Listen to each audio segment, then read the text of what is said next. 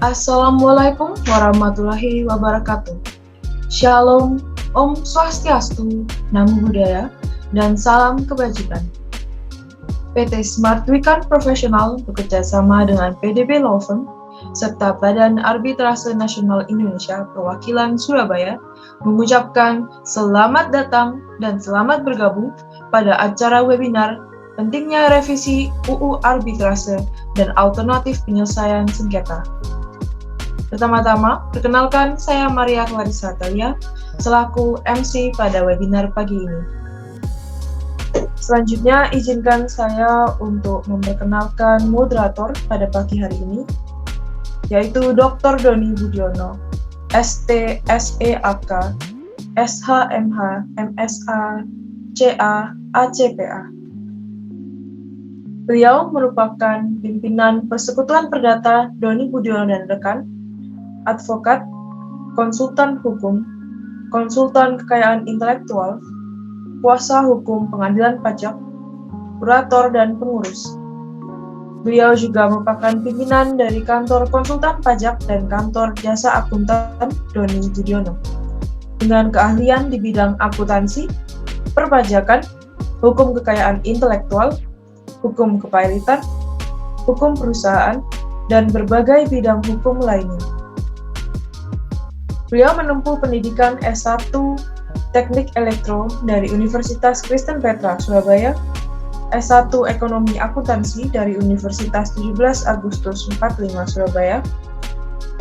Beliau juga menempuh pendidikan Profesi Akuntansi dari Universitas Surabaya, S1 Hukum di Universitas 17 Agustus 1945, Surabaya, S2 Hukum di Universitas yang sama, serta S2 Akuntansi di Sekolah Tinggi Ilmu Ekonomi Indonesia, Surabaya. Beliau aktif berpartisipasi dalam organisasi PRADI, AKPI, AKHKI, IAI KAPC, IAI KAPCA, IKPI, dan ADPETSI. Demikian untuk pengenalan dari moderator kita pada hari ini. Selanjutnya kepada Dr. Doni, kami persilahkan. Baik, terima kasih kepada Master Ceremony, Mbak Clarissa. Pagi hari ini kita berdiskusi mengenai pentingnya revisi Undang-Undang Arbitrase. Pertama-tama saya ucapkan terima kasih kepada Ketua Bani, Ibu Hartini, dan juga Pak Andi selaku Ketua Kadin Surabaya, yang telah menyampaikan keynotes yang luar biasa, mematik bagi kita untuk mendiskusikan mengenai pentingnya revisi undang-undang mengenai arbitrase dan alternatif penyelesaian sengketa. Karena waktu juga, kami nanti akan mencoba memberikan waktu kepada narasumber. Yang pertama adalah Prof. Basuki Sobibowo, dan kemudian dilanjutkan yang mulia Dr. Yanto, kemudian dilanjutkan dengan rekan saya Dr. Ricardo Simanjuntak, dan juga terakhir Prof. Buala. Dan ini memang suatu diskusi yang sangat menarik sekali. Ada dari akademisi, Prof. Basuki, ada dari Hakim Tinggi. Beliau yang mulia ini sudah lama sekali di KPN, terutama Jakarta Pusat. Tentu banyak cerita-cerita yang menarik. Bagaimana proses-proses pendaftaran dan pembatalan di putusan arbitrase. Dan juga telah hadir juga Prof. Paula yang luar biasa ini. Beliau juga yang menyusun naskah akademik. Saya harapkan Prof. dapat masukan dari acara ini. Dan terakhir dari Pak Ricardo selaku praktisi advokat. Demikian untuk menyingkat waktu, mohon izin bisa di-share. Yang pertama kali Prof. Basuki akan memberikan materinya. Ya, yang pertama adalah mengenai CV beliau. Kita lihat di PPT-nya ini Prof. Basuki Sobibowo, beliau adalah lulusan S1, S2 dari Universitas Airlangga dan mengikuti beberapa kali pelatihan di dalam dan di luar negeri. Pekerjaan atau jabatan beliau tentunya sebagai dosen tetap di UNER sejak 1 Maret 1983, asisten direktur program eksistensi Fakultas Hukum UNER, pembantu dekan 3, ketua program Magister Notaris, guru besar Fakultas Hukum 2006, kemudian ini yang penting juga dari Kampus Litbang Mari 2009 sampai 2018, dan sekarang sebagai dekan Fakultas Hukum Universitas Nasional. Pengalaman beliau luar biasa sebagai co-founder dari Rekso Wibowo Pramono Meding Law dan anggota Dewan Penasihat UPN. Ini baru ya Prof ya, 2020-2004. Sukses Prof. Nah, pemberian juga keterangan ahli tentunya di Pengadilan Negeri, di Bani, dan sebagainya. Untuk memulai, kami persilakan Prof, sebelum memulai ini kami mau izin juga menyampaikan kata SMART yang pertama 268, ya, 268 untuk mengisi nanti absen untuk mendapatkan sertifikat.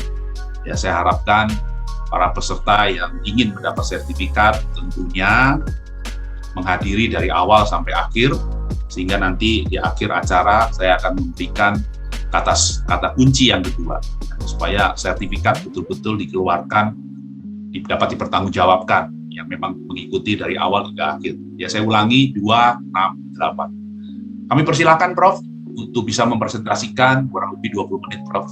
Monggo Prof Basuki. Terima kasih. Silakan. Pak Dr. Doni Budiono yang telah mengundang saya untuk hadir dalam forum yang sangat baik ini. Sebelum saya menyampaikan materi presentasi, saya ingin menyapa terlebih dahulu. Yang pertama tentu kepada ibu saya, Ibu Hartini Mukhtar Kasran. Ini ibu asuh saya yang sering menasihati saya. Yang kedua pada Prof. Buala Adolf dari UNPAD dan beliau wakil ketua Bani, yang buku-bukunya tentang arbitrase sangat luar biasa, menjadi referensi penting dalam penulisan arbitrase di Indonesia. Saya pun dalam berbagai tulisan banyak mengutip pandangan-pandangan beliau. Makasih Prof. Buala. Yang ketiga, Dr. Yanto, sahabat saya, beliau hakim tinggi di Denpasar, lama jadi ketua PN Jakarta Pusat, yang tentu banyak terlibat dalam perkara-perkara permohonan dan pengakuan putusan arbitrase asing di Indonesia. Tentu banyak pengalaman beliau yang bisa dibagikan di dalam forum ini. Yang ketiga, Dr. Ricardo Simanjuntak, advokat dan kurator yang tentu kita semua sudah mengenal keahlian dan sepak terjang beliau. Juga pada Ketua Kadin Surabaya, Bapak Ali Afandi, terima kasih sudah berkenan hadir, dan yang terhormat saudara moderator, Dr. Doni Budiono. Bapak Ibu, dalam waktu 20 menit saya harus menyampaikan pokok-pokok pikiran saja, selebihnya bisa dibaca di paper saya. Yang pertama, terkait dengan urgensi mengapa Undang-Undang 30 tahun 99 ini perlu untuk dipertimbangkan, dilakukan pembaharuan. Saya ingin memberikan prolog bahwa setiap undang-undang itu tentu dibuat sesuai keadaan masing-masing zamannya, sesuai kebutuhan pada masanya. Undang-Undang 30/99 ini dibuat sebagai sebagai upaya untuk menggantikan berbagai peraturan perundang-undangan tentang arbitrase yang berlaku pada masa sebelumnya, yang berasal dari masa kolonial, yaitu ketentuan 615, 651 RV, Junto 377 HIR, dan 705 RBG. Itu sudah terwujud, diganti, dan diberlakukanlah Undang-Undang Nomor 30 tahun 99. Nah, pada saat sekarang ini, 21 tahun setelah Undang-Undang Arbitrase berlaku, tentu banyak hal yang berubah. Ya. Apa yang dahulu tidak difikirkan oleh pembuat Undang-Undang Arbitrase sekarang muncul. Lebih-lebih dengan dinamika perkembangan global, dinamika perkembangan praktek bisnis, itu mengalami perubahan yang demikian pesat, Maka sekarang saatnya untuk memikirkan bagaimana melakukan perubahan dan penyempurnaan terhadap undang-undang arbitrase ini. Apakah nanti perubahan secara parsial, bagian-bagian tertentu saja yang dipandang memang perlu diubah, ataukah perubahan secara menyeluruh? Tentu ini adalah sangat bergantung daripada pilihan-pilihan yang akan diambil. Setidaknya saya punya 11 catatan terhadap materi muatan undang-undang arbitrase dan alternatif penyelesaian sengketa. Catatan saya yang pertama, penamaan undang-undang arbitrase dan alternatif penyelesaian sengketa ini kurang tepat. Karena undang-undang ini mencampur adukkan pengaturan tentang arbitrase yang bersifat adjudikasi dengan pengaturan tentang negosiasi, mediasi dan konsiliasi yang bersifat non-adjudikasi dalam satu undang-undang. Ya. Lebih-lebih pengaturan tentang penyelesaian sengketa alternatif di dalam undang-undang ini hanya satu pasal saja, yaitu di dalam pasal 6. Ya. Selebihnya mengatur tentang arbitrase dan peraturan peralihan dan peraturan penutup. Jadi karena itu saya menyampaikan rekomendasi, ini pemikiran saya, monggo ditanggapi, dalam pembaharuan hukum yang akan datang, ya, materi tentang arbitrase dan materi tentang alternatif penyelesaian sengketa perlu diatur dalam undang-undang tersendiri, ya, terpisah. Lebih-lebih kalau kita lihat perkembangan penggunaan mediasi sudah demikian pesat, ya. Bahkan Mahkamah Agung sudah mengatur dalam regulasinya sendiri, terakhir di dalam Perma 1 tahun 2016, ya, tentang mediasi di muka pengadilan. Sehingga dalam pengaturan di pembaharuan hukum ke depan, materi tentang mediasi dan konsiliasi bisa dielaborasi sebanyak mungkin dalam satu undang-undang khusus tentang hal itu. Yang pertama. Catatan saya yang kedua, mohon saya dikoreksi kalau terjadi kesalahpahaman dan kekeliruan mengenai hal ini. Saya melihat bahwa proses pembuatan Undang-Undang 3099 ketika itu, tahun 1999, dibuat kurang melibatkan secara aktif semua para pemangku kepentingan. Tidak terkonfirmasi secara luas apakah sebelum lahirnya Undang-Undang 3099 ini ada riset penelitian yang mendalam dalam rangka untuk menghasilkan naskah akademiknya. Yang mana di dalam setiap pembuatan undang-undang, naskah akademik itu penting, karena di dalam naskah akademik itulah terlihat landasan pemikiran pentingnya pembuatan undang-undang tersebut. Ya, baik landasan yang menyangkut aspek filosofis, aspek sosiologis, aspek yuridis, maupun berbagai aspek yang lain. Demikian juga rancangannya, ketika itu, kalau boleh saya berpendapat, tidak dikaji secara terbuka. Kesannya memang pada tahun 1999 itu, berbagai peraturan perundang-undangan dibuat untuk menyikapi keadaan pasca runtuhnya Orde Baru, ya, sehingga diperlukan berbagai pembaharuan perundang-undangan yang itu dibuat dalam waktu yang relatif singkat. Sehingga oleh karena itu bisa dipahami apabila materi muatannya baru terasa pada saat sekarang ini banyak hal yang memang harus ditinjau ulang. Saya mau menyampaikan rekomendasi pemerintah perlu memasukkan rencana pembaharuan undang-undang arbitrase dalam prolegnas prioritas. Ya. Saya tidak tahu pasti apakah ini sudah masuk, ya, prolegnas, dan apakah kalau masuk itu prioritas ataukah tidak.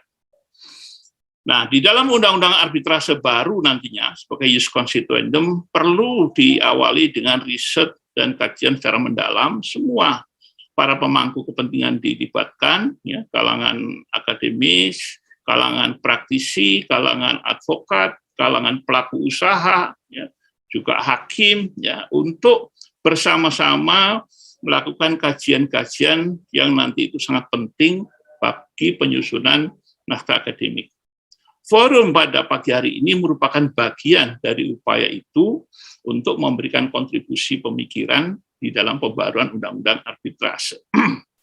Nah, satu hal yang ingin saya tambahkan, bahwa proses pembuatan undang-undang arbitrase baru nanti hendaknya mengikuti atau menselaraskan dengan asas-asas dan ketentuan-ketentuan yang terdapat di dalam Undang-Undang 12 tahun 2011 tentang pembentukan peraturan perundang-undangan yang diperbarui dengan Undang-Undang 15 tahun 2019. Karena di dalam undang-undang ini sudah diatur bagaimana mekanisme dan prosedur ya pembuatan undang-undang, tahapan-tahapannya, asas-asas materi muatannya, semua sudah jelas di sana. Sehingga diharapkan apabila melalui mekanisme yang diatur di dalam Undang-Undang 12 tahun 2011 ini, undang-undang yang dihasilkan lebih baik dari keadaan yang sebelumnya. Yang ketiga, catatan saya menyangkut konsiderans menimbang. Ya. Undang-Undang Arbitrase 3099 di dalam konsiderans menimbang, ya, ini konsiderans faktual,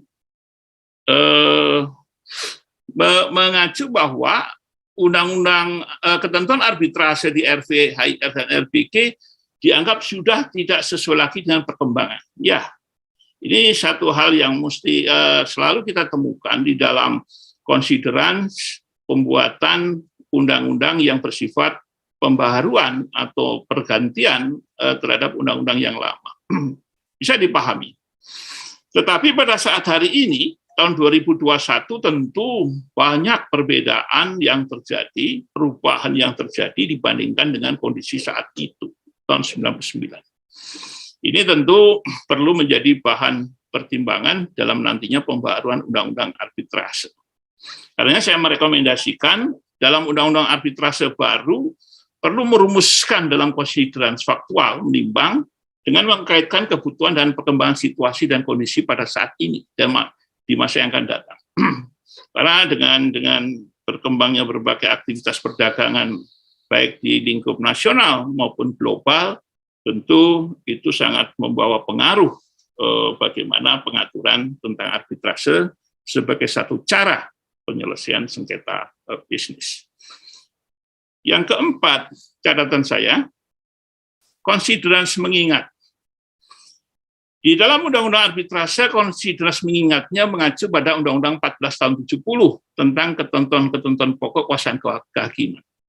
Ini saya dapat memahami karena pada saat itu, tahun 1999, Undang-Undang Kuasaan Kehakiman yang berlaku adalah nomor 14 tahun 1970. Ya. Meskipun kemudian kita mengetahui ada perubahan ketika dilakukan perubahan terhadap Undang-Undang 1470 berdasarkan Undang-Undang 35 tahun 99. Dalam perkembangan kemudian dicabut dengan Undang-Undang 4 tahun 2004 dan yang terakhir dicabut dengan Undang-Undang 48 tahun 2009 tentang kuasaan kehakiman. Kenapa ini penting? Karena arbitrase memiliki relasi yang cukup erat dengan lembaga peradilan. Arbitrase tidak mungkin mampu lepas berdiri sendiri tanpa relasi dengan pengadilannya di dalam hal-hal tertentu, termasuk tadi yang disinggung terkait dengan eksekusinya.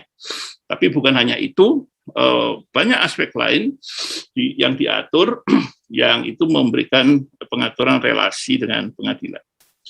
Nah, selain itu pula berlaku Undang-Undang tentang Peradilan Umum yang terakhir 50 tahun 2009, 49 tahun 2009, dan Undang-Undang tentang Peradilan Agama, terakhir dengan Undang-Undang 50 tahun 2009. Mengapa saya perlu mengkaitkan ini? Di dalam relasi antara arbitrase dengan pengadilan itu, tentunya tidak terbatas hanya dengan pengadilan dalam lingkungan peradilan umum, tetapi untuk perkara-perkara arbitrase syariah, ya, yang itu sudah masuk dalam kewenangan pengadilan agama, dan sudah terbentuk BAMUI dan Basarnas terakhir, maka tentu relasinya perlu diatur secara khusus antara arbitrase syariah dengan pengadilan agama. Ini rekomendasi yang saya usulkan, mau naik Pak Doni, ya. Maka perlu merujuk selain pada Undang-Undang 48 2009, juga Undang-Undang 49 2009 dan Undang-Undang 50 tahun 2009. Catatan saya yang kelima, pengertian pengadilan yang diatur di dalam Undang-Undang Arbitrase, saya sebutkan pasal-pasalnya di sana, yaitu pengadilan dimaknai sebagai pengadilan negeri, ya, itu bisa dipahami karena tahun 1999 pengadilan yang berwenang menyelesaikan sengketa perdagangan adalah pengadilan dalam lingkungan peradilan umum, dalam hal ini pengadilan negeri.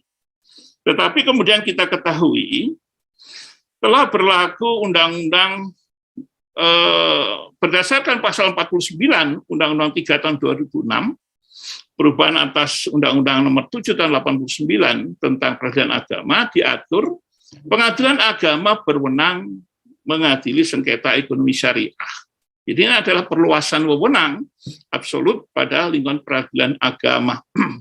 Kewenangan mana kemudian dipertahankan di dalam Undang-Undang 50 tahun 2009. Nah, pada sisi yang lain, pada tahun 92 telah berdiri BAMUI, yang kemudian tahun 2003 berubah menjadi Basarnas, yang berwenang menyelesaikan sengketa perbankan dan ekonomi syariah. Naik, Pak Doni. Naik lagi, Pak Doni. Terus. Nah, oleh karena itu saya merekomendasikan dalam Undang-Undang Arbitrase baru, pengertian pengadilan harus dimaknai sedemikian rupa, meliputi pengadilan negeri maupun pengadilan agama sesuai kompetensi absolut masing-masing. Ya. Untuk arbitrase pada umumnya, relasinya memang sebagaimana berlaku sekarang dengan pengadilan negeri, sedangkan arbitrase syariah relasinya dengan pengadilan agama. Kemudian yang keenam, catatan saya yang keenam, terkait dengan kompetensi absolut arbitrase. Pasal 5 ayat 1 dan ayat 2 sudah mengatur, yaitu sengketa di bidang perdagangan dan hak yang menurut hukum dan peraturan perundang-undangan dikuasai sepenuhnya oleh pihak yang bersengketa. Saya mencoba mencari tahu apa yang dimaksud dan bagaimana ruang lingkup dari sengketa perdagangan, namun saya menemukan dalam penjelasannya disebutkan cukup jelas. Ya. Sehingga ini menimbulkan tafsir mengenai ruang lingkup daripada sengketa di bidang perdagangan itu apa saja. Namun ketika saya mengkaitkan dengan penjelasan pasal 66 huruf B, yang ini sebenarnya merupakan bagian dari pelaksanaan putusan arbitrase internasional, maka sedikit memperoleh gambaran tentang apa yang dimaksud ruang lingkup hukum perdagangan, yaitu kegiatan-kegiatan di bidang perniagaan, perbankan, keuangan, dan penanaman modal, industri, dan haki. Jadi ada sedikit pemahaman mengenai batas dan ruang lingkup sengketa perdagangan yang masuk dalam kompetensi absolut arbitrase. Dalam perkembangan saat ini, arbitrase juga digunakan untuk penyelesaian sengketa perburuhan. Ya. Di dalam Undang-Undang 2 tahun 2004 tentang penyelesaian perselisihan perburuhan, ya, pasal 29 sampai pasal 54, di sana diatur mekanisme penyelesaian sengketa perburuhan melalui arbitrase. Demikian juga dalam sengketa jasa konstruksi, ya, di dalam Undang-Undang 2 tahun 2017, yang kemudian diubah dengan PP 22 2020 dan PP 14 tahun 2021, maka sengketa jasa konstruksi pun masuk, ya, atau dapat diselesaikan melalui arbitrase. Saya merekomendasikan agar di dalam Undang-Undang Arbitrase baru dirumuskan kembali perihal sengketa apa saja yang dapat diselesaikan melalui arbitrase, meliputi namun tidak terbatas sengketa di bidang perdagangan. Kenapa untuk mengantisipasi dinamika di masa yang akan datang. Ya Pak Doni? Mohon izin kurang 5 menit, Prof. Oke. Yang ketujuh tentang arbiter. Pasal 1 angka 7 sudah merumuskan siapa itu arbiter. Ya, lanjut, naik dikit lagi.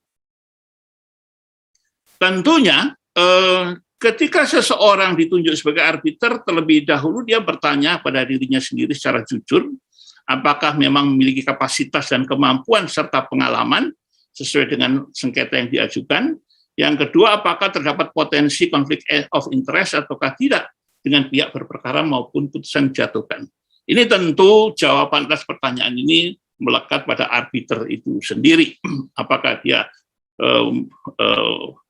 menyatakan secara tegas ataukah tidak. Lanjut. Nah, ini syarat-syaratnya di pasal 12 ayat 1, A, B, C, D, dan E. Yang terpenting saya ingin menanyakan adalah siapa sebenarnya yang memiliki wewenang untuk menilai keahlian arbiter? apakah berdasarkan anggapan umum ataukah ada satu badan atau lembaga yang memiliki otoritas untuk menyatakan keahlian seorang arbiter. Karena ini perlu mendapatkan penegasan untuk memastikan bahwa arbiter itu betul-betul seorang expert, memiliki keahlian khusus sebagaimana disyaratkan di dalam Undang-Undang Arbitrase. Ya. Ada sekelompok profesi yang dilarang atau jabatan yang dilarang sebagai arbiter, yaitu hakim, jaksa, panitera, dan pejabat peradilan lainnya. Di dalam rekomendasi saya mengajukan penawaran, perlu dipertimbangkan apakah Undang-Undang Arbitrase baru perlu mengatur larangan profesi lain di luar hakim, jaksa, dan pejabat peradilan untuk menjalankan fungsi sebagai arbiter. Ya, siapa saja tentu memerlukan diskusi. Yang ke-8, acara arbitrase. Acara arbitrase di dalam Undang-Undang 3099, saya memahaminya masih bersifat konvensional, ya, sebagaimana yang berlaku selama ini. Walaupun saya memperoleh informasi, BANI sudah mengeluarkan satu peraturan yang memungkinkan penyelenggaraan proses arbitrase secara online. Itu adalah sebuah kemajuan yang luar biasa. Tetapi saya ingin memberikan apresiasi tersendiri, Mahkamah Agung telah memberlakukan pula sebelumnya Perma 1 tahun 2019 tentang administrasi perkara secara elektronik. Ya. Sehingga ini akan membuat proses arbitrase itu menjadi lebih cepat dan efisien. Yang ke-9, di skip aja Pak, langsung aja yang terakhir, yang ke-11. Mohon izin 3 menit lagi. Yang ke-10 itu terkait ketertiban umum, ini tentu akan menjadi perdebatan tersendiri. Yang ke-11 terkait pembatalan putusan arbitrase. Kita ketahui pasal 70 mengatur secara limitatif alasan-alasan pembatalan putusan arbitrase yang disertai dengan satu penjelasan, yang kemudian penjelasan itu dibatalkan melalui putusan Mahkamah Konstitusi 15 tahun 2004. Sehingga alasan pembatalan putusan arbitrase mengacu pada rumusan tekstual pasal 70. Nah, di dalam perkembangannya ke depan, atau maaf, di dalam perkembangannya selama ini, banyak ditemukan praktek yang seharusnya itu dapat dipertimbangkan masuk sebagai alasan pembatalan putusan arbitrase. Tapi tidak memperoleh pintu masuk karena pasal 70 membatasi hanya A, B, dan C tadi. Karena itu saya merekomendasikan, mohon diperdebatkan ini, yang terakhir Pak Dodi, langsung saja. Merekomendasikan ada perluasan alasan pembatalan putusan arbitrase. Selain alasan A, B, dan C, ini persis alasan yang diatur di dalam pasal 70. Namun ada alasan-alasan lain yang saya usulkan, yaitu yang D, apabila setelah putusan arbitrase dijatuhkan, perjanjian arbitrase yang menjadi dasar kewenangan arbitrase dibatalkan pengadilan berdasarkan putusan pengadilan yang berkekuatan hukum tetap. Artinya proses arbitrase berlangsung, sudah selesai diputus, final and binding, tetapi dalam waktu yang paralel bersamaan, keberadaan perjanjian arbitrase itu digugat dan dimohonkan pembatalan ke pengadilan negeri dan dikabulkan. Kemudian yang yang E, apabila arbiter memutus sengketa di luar kewenangan absolutnya, ya, yang hal itu diketahui setelah putusan arbitrase dijatuhkan. Ya. Ini tentu kembali pada ruang lingkup batasan kompetensi absolut arbitrase itu apa saja. Yang F, apabila arbiter memiliki konflik kepentingan dengan pihak yang berperkara, yang hal itu diketahui setelah putusan arbitrase. Nah, ketika terjadi konflik kepentingan, memang menurut Undang-Undang 3099 itu harus diajukan melalui mekanisme hak ingkar. Tetapi hak itu tidak dilakukan karena tidak diketahui adanya konflik kepentingan. Dan baru diketahui setelah putusan arbitrase dijatuhkan. Nah, apakah keadaan seperti ini tidak perlu difikirkan untuk meninjau kembali putusan arbitrase melalui mekanisme pembatalan? Yang G, terakhir, apabila terbukti arbiter memiliki itikat tidak baik dalam menjalankan fungsinya sebagai arbiter atau majelis arbitrase. Ini adalah sebuah respon terhadap imunitas, pengaturan imunitas arbiter di dalam Undang-Undang Arbitrase dan Alternatif Sengketa. Demikian kira-kira yang poin-poin yang dapat saya sampaikan, dan terima kasih. Saya kembali pada Pak Doni selaku moderator. Terima kasih. Baik, terima kasih Prof. Basuki atas presentasinya yang luar biasa. Ada 11 poin yang saya catat usulan dari Prof. Basuki terhadap revisi Undang-Undang Arbitrase. Nah, karena waktu juga ini cukup singkat, saya harus memberikan kesempatan kepada narasumber. Kami persilahkan Yang Mulia Dr. Yanto untuk bisa presentasikan selama 20 menit. Mohon untuk di-sharekan CV beliau. Ya, baik. Nama beliau Dr. Yanto SHMH. Jabatan beliau sekarang ini adalah Hakim Tinggi Pengadilan Tinggi di Denpasar. Beliau lulusan dari S1 Hukum Universitas Dana Badra, Yogyakarta, dilanjutkan Magister Hukum di Universitas 17 Agustus, dan kemudian doktor di Universitas Jayabaya. Pekerjaan atau karir beliau ini cukup banyak, ya. Sebagai Ketua Pengadilan Negeri Tais Bengkulu, Ketua Pengadilan Negeri Bantul, Hakim Tinggi pertama pada Pengadilan Negeri Jakarta Selatan, Ketua Pengadilan Negeri Sleman, Ketua Pengadilan Negeri Denpasar, Ketua Pengadilan Negeri Pengadilan Tipikor, Pengadilan Niaga, Pengadilan Hubungan Industrial, Ketua Pengadilan HAM Jakarta Pusat. Beliau cukup lama ini, 3 tahun nih kalau tidak salah. Kemudian Hakim Tinggi Pengadilan Tinggi Denpasar dan dosen tetap S3 Universitas Jayabaya, dosen S2 Universitas Dana Badra, dosen S2 UPN Jakarta, dan yang terakhir dosen S3 UNAS Jakarta. Demikian CV singkat dari Yang Mulia Dr. Yanto. Kami persilahkan waktu 20 menit untuk bisa dipresentasikan. Monggo. Ya, terima kasih. Assalamualaikum warahmatullahi wabarakatuh. Waalaikumsalam. Om Swastiastu, yang kami hormati Ibu Hartini, ya, dan para narasumber lainnya. Saya bacakan karena saya takut salah nama. Ada Prof. Basuki, kemudian Dr. Ricardo, Muhammad Ali, Prof. Guala, ya, dan moderator Pak Doni. Ya. Saya koreksi Mas, saya nggak di UNAS itu saya ngajar S2. Ya, kalau di UNAS saya ngajar S2.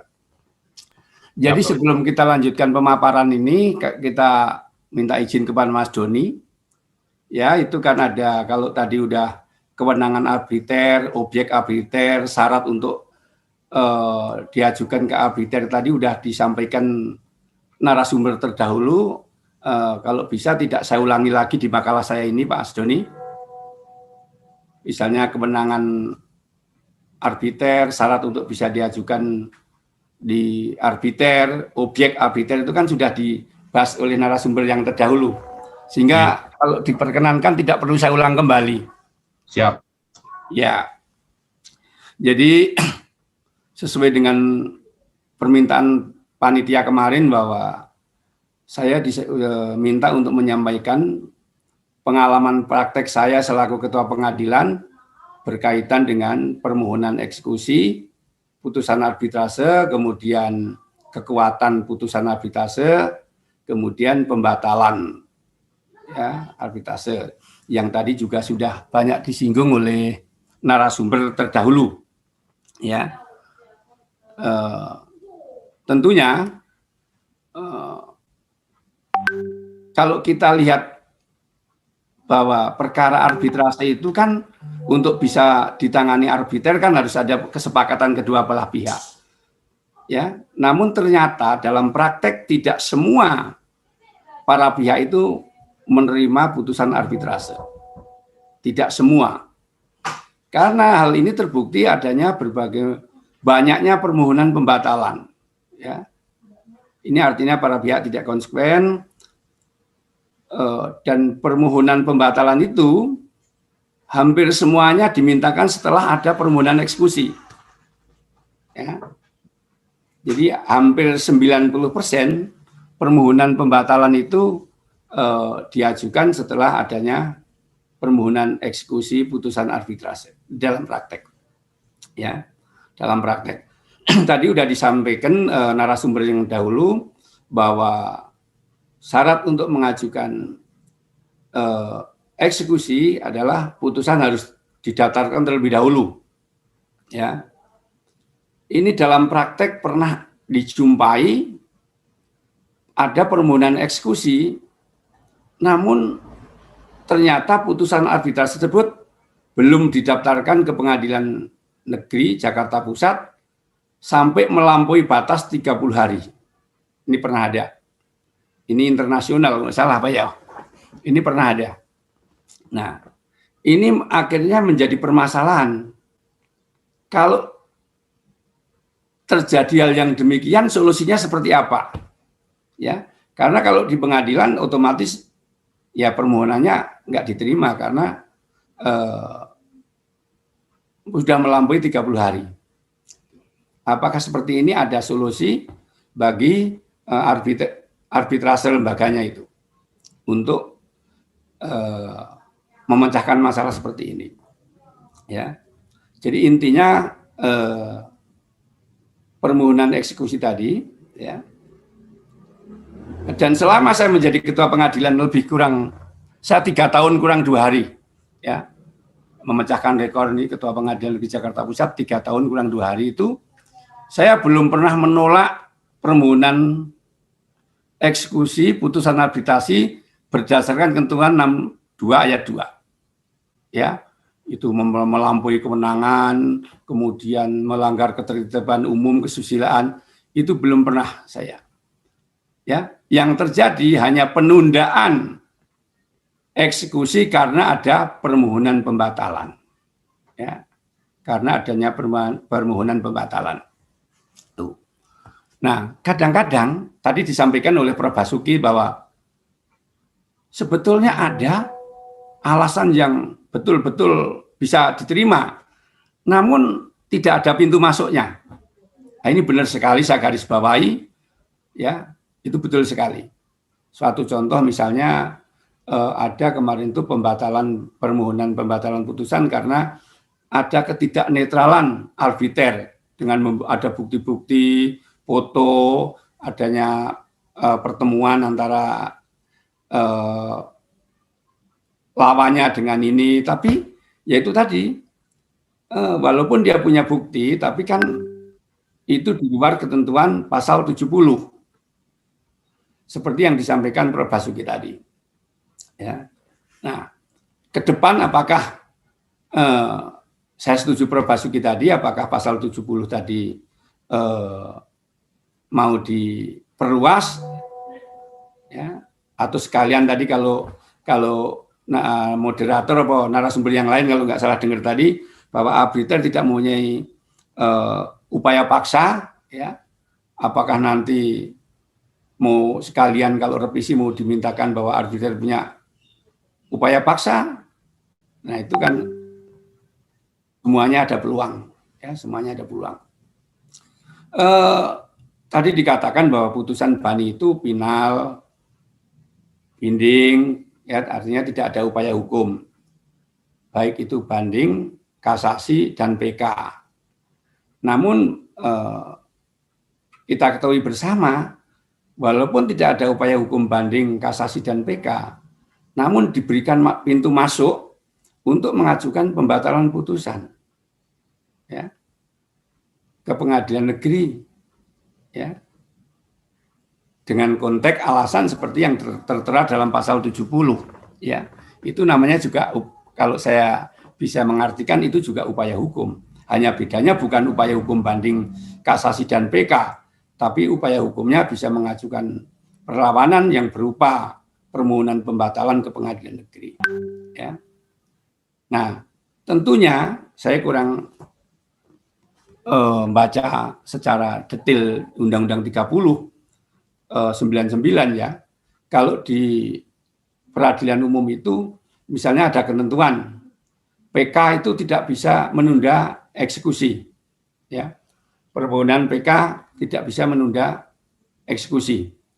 Nah, apakah kemudian di Undang-Undang 30 99 itu ada ketentuan yang mengatakan bahwa permohonan pembatalan putusan tidak menunda eksekusi, atau dengan adanya permohonan pembatalan putusan, eksekusi jalan terus. Nah, misalnya seperti itu apa? Saya kurang baca secara kita, ya. Cuman juga kadang-kadang itu begini, seperti di peradilan umum, bahwa PK tidak menunda eksekusi, walaupun ada ketentuan yang tegas bahwa PK tidak bisa menunda eksekusi, juga tatkala pengadilan mengeksekusi juga susah. Karena apa susah? Karena berkas itu kan dikirim ke Mahkamah Agung. Ya, bundel A-nya kan dikirim ke Mahkamah Agung. Sehingga tatkala putusan PK belum turun, walaupun PK tidak bisa menunda eksekusi, tatkala kita mau eksekusi pakai berkas yang mana? Di satu sisi ada kemudahan, di sisi lain ada hambatan seperti itu. Ya, ada hambatan seperti itu. Ya. Jadi intinya itu berkaitan dengan eksekusi, ya. Jadi pengalaman saya tadi katakan bahwa ada permohonan eksekusi, saya lupa apakah itu arbitrasi nasional atau internasional, ternyata setelah kita mengamani bahwa dia lupa mendaftarkan dan sudah lewat waktu. Itu ada itu. Kemudian juga hampir, saya katakan hampir ya, hampir semua permohonan itu kalau sudah dimohonkan kemudian mereka pada mengajukan pembatalan, ya. Ada juga yang benar-benar ada alasan seperti yang disampaikan Prof. Basuki, ya, tapi pintu masuknya tidak ada. Tapi ada juga kita pelajari itu ada juga yang mereka hanya sekedar ingin mengulur-ulur, ya, ada yang mengulur-ulur itu. Nah, kalau misalnya kedepannya itu misalkan apabila permohonan pembatalan itu tidak termasuk ketentuan pasal 70, seyogyanya itu ada pasal lain, misalnya hakim bisa memberikan putusan sela dan putusan akhir gitu loh. Misalnya gitu. Karena ini tidak termasuk ini, jadi tidak perlu pembuktian yang memakan waktu, karena pada intinya kan arbitrase itu cepat, sederhana, mudah dinikmati hasilnya kan gitu, seperti itu, ya. Kemudian itu yang masalah eksekusi, ya. Tapi kalau kelebihan tadi kan sudah disampaikan, misalnya dijamin kerahasiaannya, dapat dihindari kelambatan prosedur, ya, kemudian para pihak dapat memilih arbiter, para pihak dapat menentukan pilihan hukumnya, putusan merupakan putusan yang mengikat kedua belah pihak. Sebetulnya kalau kedua belah pihak itu bisa memahami, taat, nggak perlu lagi ada permohonan pembatalan, ya, tidak perlu lagi ada permohonan pembatalan. Ya. Sebetulnya seperti itu.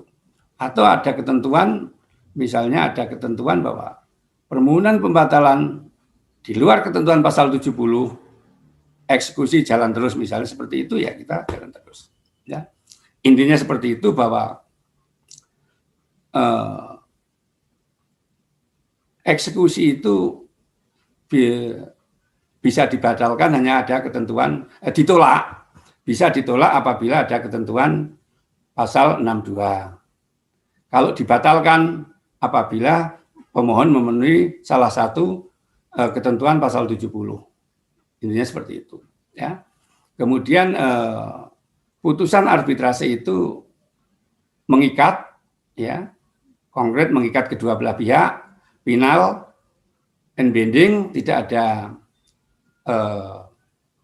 upaya hukum, ya, tidak ada upaya hukum. Namun saya kalau saya pribadi, ya ada upaya hukum, walaupun namanya bukan banding kasasi dan PK, ada upaya hukum bagi para pihak untuk mengajukan permohonan pembatalan putusan dengan dalih diberi pintu masuk oleh ketentuan pasal 70 Undang-Undang Nomor 30 tahun 99. Demikian Mas Doni, lebih kurangnya mohon maaf ya, nanti apabila ada yang kurang-kurang bisa ditanyakan ya, berkaitan dengan praktek eksekusi dan penurunan pembatalan putusan arbitrase di Pengadilan Negeri Jakarta Pusat. Terima kasih.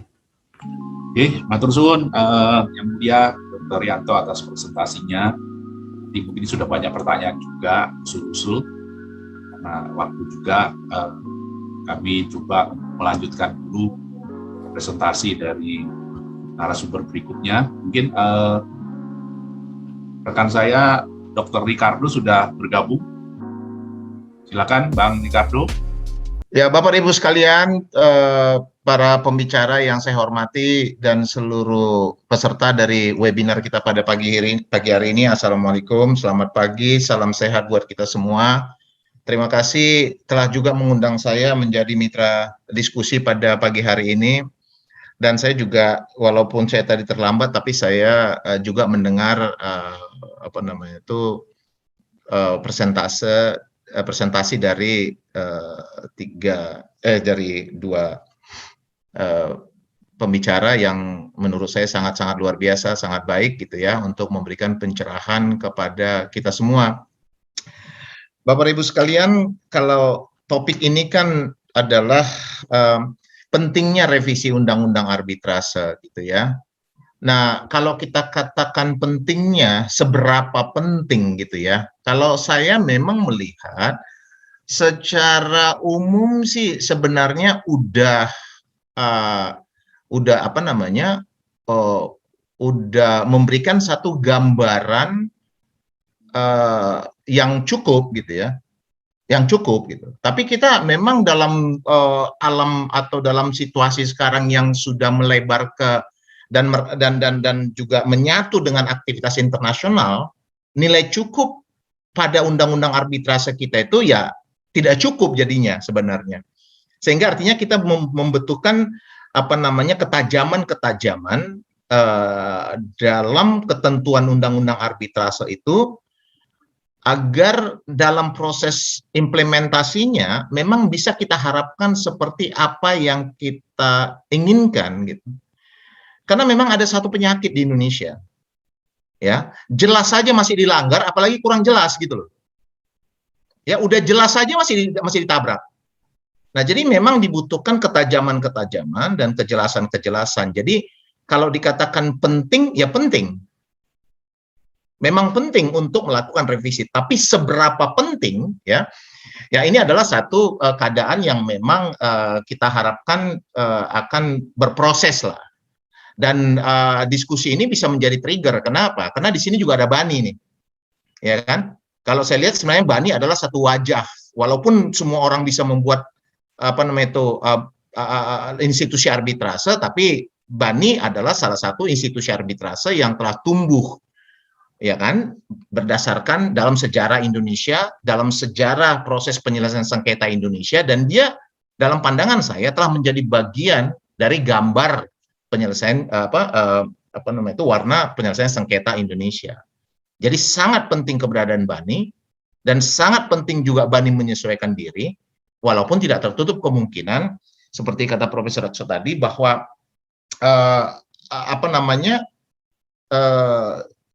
keberadaan dari sengketa-sengketa yang diselesaikan melalui arbitrase sekarang ini meluas, ya kan, meluas. Nah untuk itu saya akan mulai dulu dari gambaran sebelum saya masuk ke beberapa usulan yang saya akan masukkan nanti. Bapak Ibu sekalian, ada satu hal nanti mungkin yang akan kita coba lihat ya. Seperti tadi juga disampaikan oleh sebelumnya tentang perdagangan gitu, ya kan? Nah perdagangan ini kan memang tolong ke materi saya.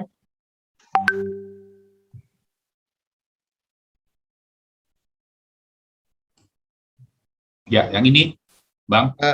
Ya. Ini sudah kelihatan? Oh ya, oke. Jadi kalau kita lihat kan di sana sepertinya perdagangan itu terjemahan langsung dari the law of commerce gitu loh. Ya kan? Jadi perdagangan gitu ya. Dalam satu buku commercial law, tulisan Roy Good, itu dibahas dalam satu bab itu tentang, enggak satu bab sih, beberapa subbab, itu dia bicarakan tentang apa sih perbedaan antara commercial law dengan business law. Ya kan? Yang dalam gambaran Roy Good menggambarkan sebenarnya dua ini merupakan penggunaan istilah yang tidak berbeda. Tapi kalau perdagangan, dia merupakan satu bagian gitu dari aktivitas komersial, gitu ya. Jadi saya mencoba memberikan jawaban sementara kepada pertanyaan dari Profesor Basuki tadi, tentang beliau kan tanya perdagangan itu sampai batas mana. Jadi memang kata perdagangan saya setuju, perdagangan itu memberikan satu batasan bahwa ini adalah sekitar hanya aktivitas jual beli. Tapi kalau komersial, ya, walaupun awalnya itu dulu kan zaman dulu banget kan yang namanya aktivitas bisnis itu cuma dagang memang, gitu loh. Dari tukar menukar sampai dagang, jualan gitu loh. Nah itu awalnya, makanya dikatakan the law of commerce ketika itu. Tapi sekarang dia masuk pada peristilahan yang disebut dengan commercial law, yang memang memiliki pengertian yang tidak terlampau berbeda dengan business law yang oleh Roy Good disimpulkan pada satu aktivitas dari pelaku yang tujuan utamanya adalah menghasilkan keuntungan. Jadi sebenarnya wilayah commercial law yang kita bicarakan ini adalah pada wilayah 1338 yang diikat pada pasal 1131, jadi ini pada wilayah hukum kebendaan. Itu yang disebut dengan commercial law. Artinya semua aktivitas commercial law itu akan memberikan hubungan hukum langsung pada harta dari pihak-pihak yang berhubungan, yang memiliki perikatan hukum tadi, sehingga jika ada salah satu dari mereka tidak melakukan tugasnya, kewajibannya, maka dia akan dihukum untuk membayar ya ganti rugi terhadap pihak yang dirugikan melalui hartanya berdasarkan pasal 1131. Itu prinsipnya. Sehingga dalam pandangan saya sekaligus tadi juga setuju dengan pendapat Prof Rekso tadi, bahwa memang kata perdagangan itu harus dirubah di situ. Ya, ditajamkan. Itu saya langsung ke situ tadi sebelum saya khawatir saya lupa. Bapak Ibu sekalian, kalau kita lihat ini, makanya kalau kita lihat gambar ini kan pelaku usaha kan dia berbisnis. Jadi kalau dia berbisnis, segala aktivitas, makanya kata bisnis itu sebenarnya hubungannya dengan hukum kebendaan, hukum kekayaan. Jadi kalau kita bicara tentang perikatan 1233, 1234,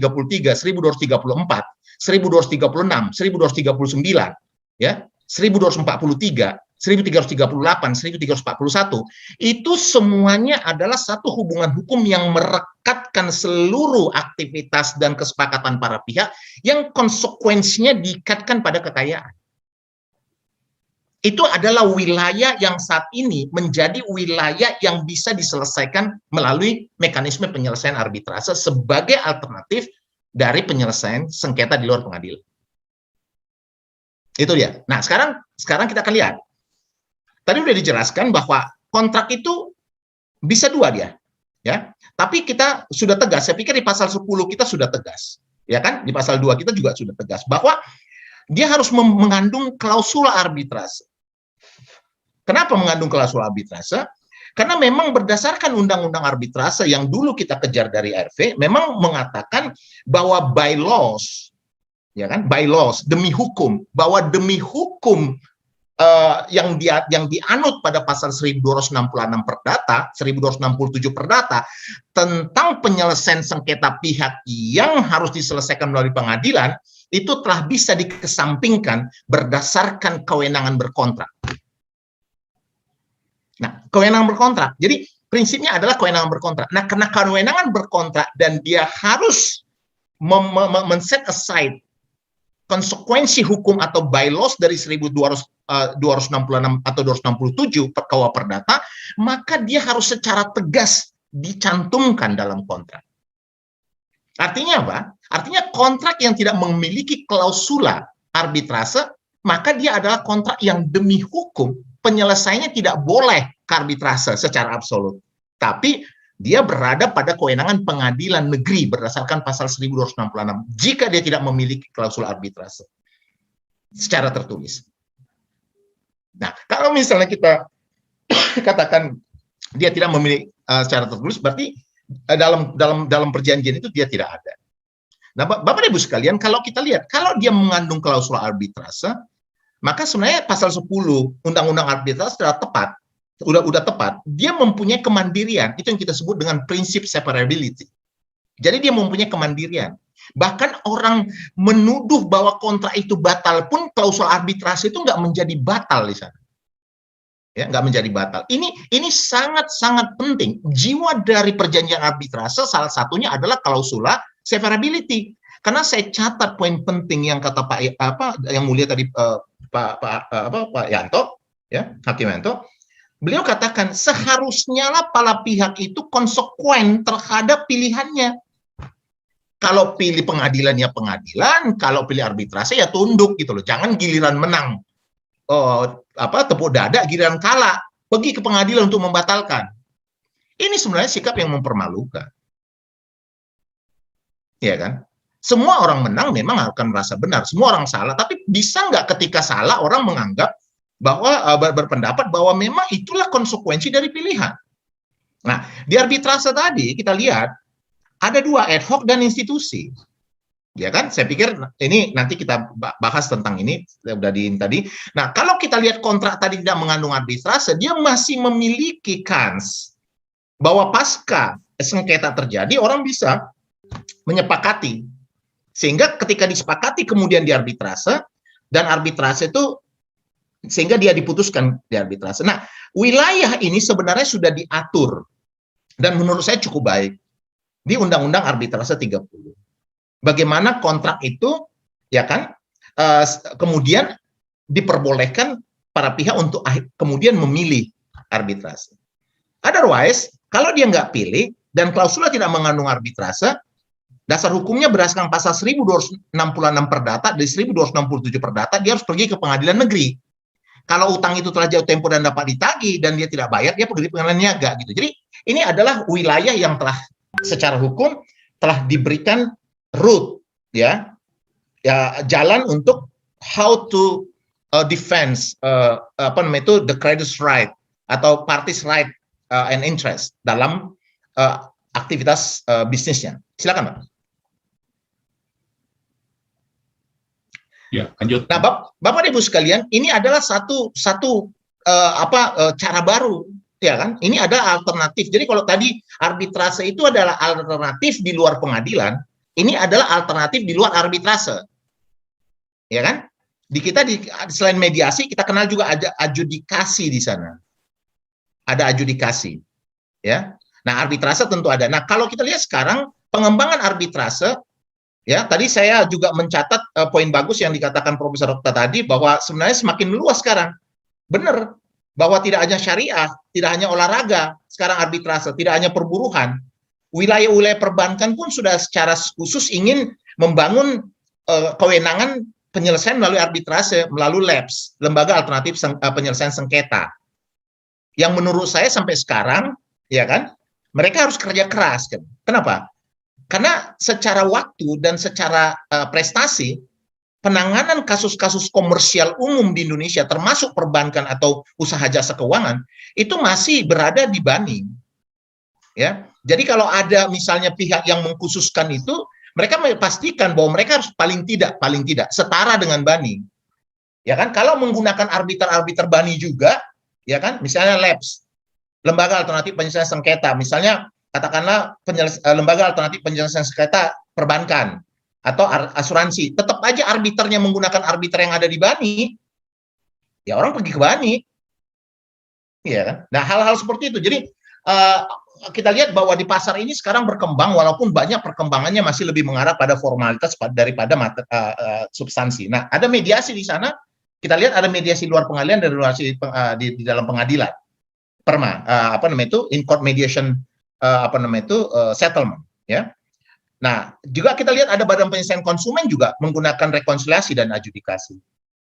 Ya, dan hal-hal seperti ini adalah satu pertumbuhan dari proses penyelesaian sengketa untuk tidak mensentralisasi penyelesaian sengketa itu di pengadilan. Gitu. Jadi ada satu wilayah-wilayah, tapi wilayah-wilayah itu walaupun dia tidak berada di dalam pengadilan, dia tidak bisa dia tidak bisa dengan begitu saja menganggap bahwa keadilan itu tidak mempunyai basis atau prinsip-prinsip dalam memutuskan. Gitu.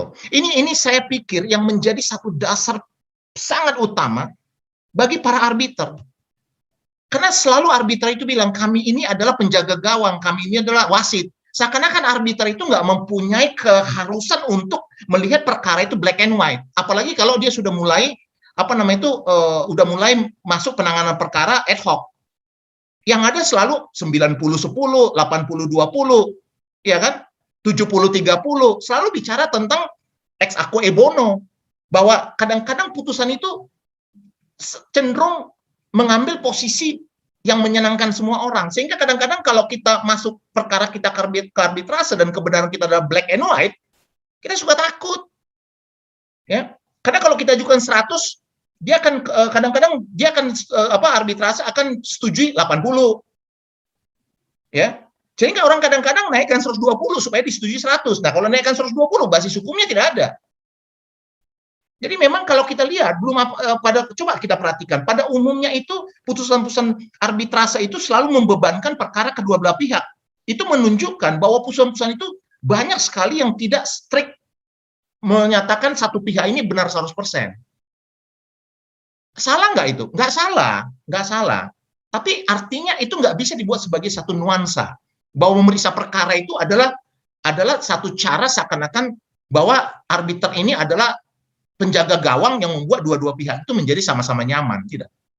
Ya, saya pikir ini, saya nggak mengatakan bahwa putusan arbitrase BANI selalu 80 90 10 80 20. Saya juga tahu putusan BANI ada yang black and white, artinya 100% kemenangan satu pihak dan menghukum biaya juga pada pihak. Itu ada, tapi maksud saya ini harus menjadi satu warna yang strict supaya apa? Supaya kekuatan dari putusan formalitas pengadilan itu juga masuk menjadi bagian dari kekuatan BANI gitu. Jadi plusnya pengadilan diambil, kurangnya pengadilan ditinggalkan, sehingga BANI itu menjadi wilayah yang memang oleh orang dilihat sama seperti pengadilan. Silakan. Terus Pak. Nah, Bapak Ibu sekalian, ini yang selalu menjadi titik concern saya. Concern saya adalah internasional. Kenapa saya katakan concern saya internasional? Karena saya melihat bahwa setiap hari dunia ini semakin merapat. Bahwa batas itu semakin tidak ada. Ya kan? Batas dunia itu nggak ada. Jadi batas formalnya betul adalah teritori, tapi batas materialnya sudah tidak ada. Kenapa? Karena semua sudah ditembus oleh dunia maya. Semua transaksi, semua udah nggak ada lagi negara manapun. Dan Bapak Ibu sekalian harus juga menjadi catatan bahwa yang disebut dengan globalisasi itu adalah gerakan aktivitas bisnis swasta. Tidak ada pemerintah di globalisasi. Pemerintah di globalisasi adalah fasilitator. Ketika aktivitas bisnis tadi memasuki wilayahnya, mau tidak mau dia harus membangun ketentuan untuk mengatur bersama. Tapi andai negara itu juga belum siap mengatur, bisnis itu akan terus menembus negara itu. Coba kita lihat bagaimana kalau kita tidak siap pada satu kesepakatan internasional, produk-produk asing itu banjir di negara kita. Ya kan? Kenapa? Karena itu sudah kita sepakati sebelumnya di APEC, kita sudah sepakati sebelumnya di ASEAN. Nah, kemampuan kita untuk menyesuaikan ketentuan hukum kita pada kepentingan internasional, ini adalah satu kepentingan yang sangat-sangat harus diperhatikan saat ini. Dan orang-orang muda, para ahli hukum yang muda-muda, dia sudah harus membangun cara berpikir how, bukan don't. Kurangi menggunakan kata don't. Kurangi menggunakan kata be careful. Harus mampu mendahulukan kata how, cari jalannya. Kenapa? Karena sampai sekarang ini aktivitas bisnis yang berjalan kencang ini sudah membutuhkan orang-orang yang mempunyai kemampuan yang mencari solusi, bukan kemampuan yang cuma bilang jangan doang. Yang hanya menyusun sejarah lalu menyimpulkan dengan kata jangan. Business players katakan, I need the words of how. Please. Gitu ya. Nah, sekarang kita masuk berikutnya. Silakan. Nah, Bapak Ibu sekalian, saya katakan tadi ini menjadi tidak dikatakan penting ya penting, tapi kalau dikatakan berapa besar kualitas sebenarnya dari undang-undang arbitrase kita sebenarnya masih workable gitu ya, masih workable. Artinya secara keseluruhan dia ya masih bisa digunakan, cuma dia memang sangat-sangat membutuhkan penyempurnaan gitu. Walaupun sifatnya ya proses lah ya, proses. Nah, sekarang tadi kita bicara tentang peran pengadilan gitu. Peran pengadilan. Kalau kita lihat bahwa yang namanya artinya pengadilan itu secara absolut berdasarkan pasal 3 dan pasal 11 Undang-Undang Arbitrase itu kan tidak berwenang. Ya, bukan hanya para pengadilan, para pihak secara absolut tidak berwenang. Ya. Nah, memang di sini dikatakan bahwa pengadilan tidak berwenang gitu. Tapi kalau kita lihat seperti kata Pak Yanto tadi ya, itu kadang-kadang pasal ini cuma apa namanya itu cuma bahasa indah aja. Cuma bahasa-bahasa kampus doang ini. Ya kan? Karena toh aja ada orang pura-pura dengan mengajukan gugatan perbuatan melawan hukum, walaupun dia gugatan itu basisnya syam, ya kan? Walaupun kadang-kadang basisnya nggak ada, tetap aja pengadilan meriksa. Alasan pengadilan simpel banget, dia cuma bilang pengadilan nggak bisa nolak perkara gitu. Ya, walaupun nggak ada dasarnya. Nah, ini yang membuat kadang-kadang menjadi bias semuanya. Padahal kita masuk kepada satu mekanisme penyelesaian yang bisa diandalkan. Ya kan? Jadi ketika orang mengajukan perbuatan melawan hukum, seakan-akan dia menjadi bisa. Pengadilan harus mencari sikap bahwa ketika orang-orang seperti kata Pak Yanto tadi memang tidak konsisten dan mencari cara untuk bisa mengganggu konsekuensi atau finalitas atau kepastian hukum dari perjanjian arbitrase dengan pura-pura mengajukan perbuatan melawan hukum, pengadilan harus melihat koneksinya dan langsung menolak untuk mengatakan tidak berwenang secara absolut. Nah, untuk itu saran saya memang di pasal 3 ya, di pasal 3 ya, itu harus ditambahkan kata absolut. Ya. Kalau nggak ditambahkan kata absolut, emang dia nggak absolut? Absolut sih. Cuma di Indonesia ini harus dikasih kata begitu. Supaya apa? Supaya orang nggak interpretatif gitu. Ya, jadi orang-orang yang kreatif nggak cari jalan gitu. Ya, nggak cari jalan gitu. Jadi harus dikatakan absolut tidak berwenang. Itulah untuk memberikan harga kepada konsekuensi pilihan dan konsekuensi sikap Indonesia yang telah menandatangani The New York Convention 1958. Otherwise, orang dunia kan cuma bilang, kita ini cuma ada undang-undang tapi nggak bisa digunain. Jadi pasal 3 dan pasal 11 menegaskan tentang absolutisme. Yang kedua, tentang perdamaian dan peran mediator. Saya sejujurnya saya nggak begitu mengerti apa fungsi pasal 6 di sini. Saya nggak ngerti. Ya, walaupun saya tahu sekarang di Bali ada satu badan arbitrase dan mediasi, itu saya tahu. Gitu ya. Di sana ada mediatornya mereka. Tapi saya nggak tahu, nanti mungkin Profesor Huala Adolf akan jawab kita, apakah di Bani ada mediator? Ya. Nah, di sana dikatakan kalau kita perhatikan ada 3 cara penyelesaian sengketa. Ya, pertama melalui pengadilan, kedua kesepakatan perdamaian para pihak, court atau in court. Jadi in court amicable settlement atau out of court amicable settlement. In court amicable settlement itu didorong oleh pasal 130 HIR. Lalu sekarang diperkuat, walaupun koneksinya nggak terlampau langsung, tapi diperkuat, diberikan kewenangan lebih kuat pada para pihak melalui Perma 1 tahun 2016, which is very good. Ya, walaupun sampai sekarang memang saya sarankan bahwa dalam proses untuk itu nanti memang kedudukan para mediatornya itu harus lebih tegas gitu ya. Tapi itu nanti sisi lain. Tapi kalau kita lihat pengadilan dan kemudian di satu sisi arbitrase dan di sisi lain menyelesaikan sengketa secara damai itu adalah hak pihak. Hak pihak. Dasar hukumnya ya adalah pasal 1855 Perdata. Konsekuensi hukumnya 1849 Perdata. Jadi hak pihak. Nah sekarang kalau kita lihat di pasal 6 ini, dikatakan kalau pihak nggak bisa menyelesaikan, kemudian para pihak akan bertemu. Saya nggak ngerti urusannya dengan undang-undang arbitrase, dengan alternatif penyelesaian sengketa apa. Ya kan? Kalau nggak bertemu, ngundang arbitrase, mediator. Kalau nggak bisa juga, undang mediator dari lembaga arbitrase. Gitu kan? Nah, kepentingan dari pasal 6 ini saya nggak begitu paham, gitu loh. Yang saya paham adalah kalau undang-undang arbitrase ini mengkoneksikan konsekuensi putusan dari perdamaian menjadi putusan yang setara dengan putusan arbitrase yang bisa dieksekusi secara langsung. Ya. Nah, kalau kita lihat di undang-undang arbitrase ini hanya mengatur tentang kewenangan pengadilan untuk melaksanakan putusan arbitrase. Coba diperhatikan itu. Kalau pasal 6 dia hanya katakan didaftarkan aja di pengadilan, ya. Tapi kalau kita lihat pada pasal pada ketentuan putusan arbitrase, ya, pasal 61 dalam hal para pihak dalam hal para pihak tidak melaksanakan putusan arbitrase secara sukarela, putusan dilaksanakan berdasarkan perintah ketua pengadilan. Ya, pasal 61.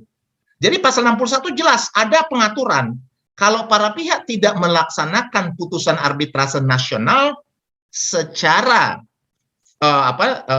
tunduk secara sukarela, maka pengadilan negeri bisa eksekusi.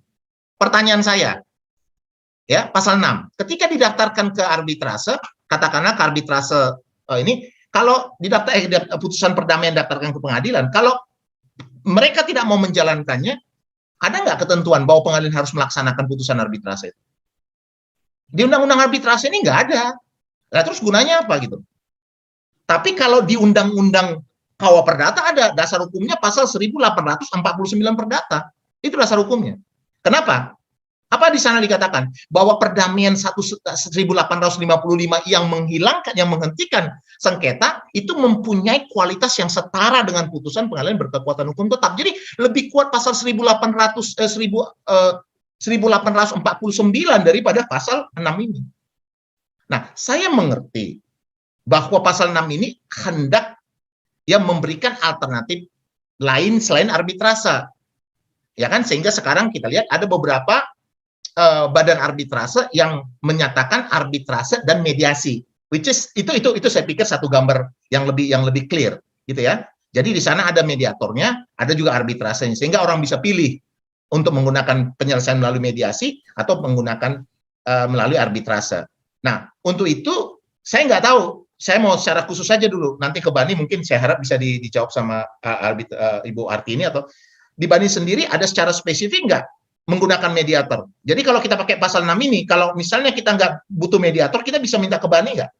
Memang di pasal 52 ada bahwa Bani bisa memberikan pendapat mandiri, ya, pendapat ini. Nah, itu harus diperhatikan bahwa kalau dimasukkan pun alternatif penyelesaian sengketa, harus diperhatikan bahwa mekanisme penyelesaian sengketa itu sebenarnya adalah hak pihak. Ya, kalau menggunakan mediator, maka putusan mediator itu harus secara tegas dinyatakan bisa dieksekusi. Sama seperti putusan mediasi dalam in-court mediation process. Ini kan out-court mediation process. Itu yang waktunya tinggal 5 menit, Bang. Didiskusikan. Ya. Cepat banget ya. Oke. Yang berikutnya adalah tentang isu conflict of interest. Ya. Nah, tadi menarik itu kata yang mulia Hakim Yanto mengatakan bahwa ada arbiter ketemu dengan pihak, ya enggak, pada saat penanganan perkara. Nah, ini memang betul, enggak susah kita untuk bisa, seperti pertanyaan dari Profesor Raksa tadi, susah kita untuk membangun kategori siapa sebenarnya yang pantas menjadi arbiter. Ya enggak? Kenapa? Karena itu akan terbangun melalui satu track record panjang. Gitu. Kalau cuma gelar-gelar aja, saya bukan orang yang terlampau amazed dengan gelar. Walaupun gelar saya banyak gitu. Saya nggak amazed. Karena saya ingat betul Profesor almarhum Lobi Lukman dulu mengatakan bahwa orang pintar itu adalah orang belajar, bukan orang bergelar gitu loh. Ya, saya ingat benar, saya pegang benar itu. Jadi tidak ada orang yang gelarnya lebih banyak itu lebih pintar dengan orang yang nggak bergelar, walaupun orang perlu sekolah gitu. Jadi saya lihat bahwa memang kehadiran seorang arbiter itu harus lahir dari track record di lapangan. Jadi bukan atas sahabat. Jadi saya koreksi, ada satu badan arbitrase yang kadang-kadang menggunakan cara katanya melamar gitu loh. Ya. Lah kalau misalnya katakanlah Di satu arbitrase saya katakan bahwa memang yang pantasnya 35 itu terlalu muda menjadi arbiter. I must tell you that. Ya, 35 terlalu muda. Tapi 40 ke 50 itu adalah paling cakep. Ya janganlah 80. Walaupun saya nggak kritik yang lama. Tapi maksudnya kasih yang kesempatan yang muda-muda juga menjadi lapis 2 gitu loh. Ya. Nah, saya minta maaf kalau kita lihat di BANI sendiri, mungkin saya masuk ke poin Pak Profesor Rakso tadi, dasar-dasar untuk untuk rekrutmennya, ya saran saya harus lebih dibuat terbuka lah, ya supaya memang orang-orang yang punya rekam jejak yang bagus-bagus bisa lebih banyak punya harapan untuk bisa menjadi arbiter. Kemudian penegasan tidak dapatnya arbiter digugat. Walaupun ini ada, ini juga dicoba orang juga. Memang kita sangat kreatif gitu. Jadi saran saya pasal ini harus ditambahkan, ya. Tidak bisa digugat, tidak bertanggung jawab secara perdata dan pidana. Ya. Jadi harus tegas. Kenapa? Karena arbiter itu nggak bisa diganggu kemutlakannya, nggak bisa digugat arbiter. Kalau arbiter bisa digugat, siapa yang mau arbiter? Gitu loh. Kenapa? Karena dia sudah juga akan dihukum kalau dia melakukan pelanggaran. Kalau dia breach of katakan etik, dia juga melakukan seperti tadi tidak mandiri, itu kan dia bertanggung jawab secara pribadi. Bahkan ketika dia terlambat menyelesaikan sengketa atas dia negligent, dia bertanggung jawab. Jadi ada satu pertanggungjawaban profesi pelanggaran, ya kan? Tapi ketika dia melakukan tugasnya, dia tidak boleh digugat, baik perdata pidana. Dan tidak boleh dipanggil, gitu. Jadi, kalaupun orang melakukan pembatalan putusan arbitrase, arbiter sebagai pihak, badan arbitrase sebagai pihak, tidak meliputi pribadi. Karena kalau enggak, kita nggak bisa mendapatkan putusan-putusan yang lebih berani. Arbiternya pada takut semua jatuhnya. Jadi masuknya kepada putusan-putusan berbasis pragmatis, 80-90-10, 80-20. Ini saya paling concern, paling khawatir dengan mental arbiter yang 90-10, 80-20, 70-30 hanya buat orang senang doang. Ya. Nah, kemudian ketiga adalah ingat bahwa BANI, secara khusus saya mau BANI karena saya lebih banyak juga beraktivitas di BANI dan memang BANI kita kenal lama gitu ya. Pak Budi, saya minta sedikit lagi ya. Memang harus mulai memastikan bahwa ya ini adalah bendera kita untuk dunia. Jadi BANI ini harus internasional. Saya setengah mati menjelaskan pada klien saya bagaimana internasionalnya BANI ini. Kenapa? Karena orang bilang, lu bilang internasional BANI. Di sana coba panjangin, Badan Arbitrase Nasional Indonesia. Lah itu nasional, kenapa internasional? Masa seperti yang saya bilang, iya sebenarnya itu udah internasional. Loh enggak bisa, dari dulu saya udah katakan BANI itu harus berubah nama, tambah N di sana. Rubah nasionalnya menjadi internasional. Ya. Jadi saya ketika BANI nggak mau merubah namanya, masih terus Badan Arbitrase Nasional Indonesia, saya senang banget ketika muncul Bali International Arbitration di Bali sana. Kita harus punya kekuatan yang besar di dunia. Itu yang pertama. Yang kedua, bahasa itu tidak bisa harus langsung disarankan bahasa Indonesia. Kalau dia melibatkan pihak internasional. Ya. Karena kan kalau kita bicara tentang seat of arbitration atau kewenangan pelaksanaan putusan arbitrase di wilayah negara, kalau dia dieksekusi di Indonesia, betul harus diterjemahkan dalam bentuk terjemahan tersumpah. Tapi kalau dieksekusi di luar negeri, part of international arbitration, bagaimana? Jadi, saya beberapa kali berperkara, kadang-kadang saya nggak ngerti, padahal para arbiternya bisa bahasa Inggris juga. Mereka katakan, udah bahasa Indonesia aja lah. Ya nggak bisa. Ya kalau para pihak, kan juga, kalau kita juga datang dengan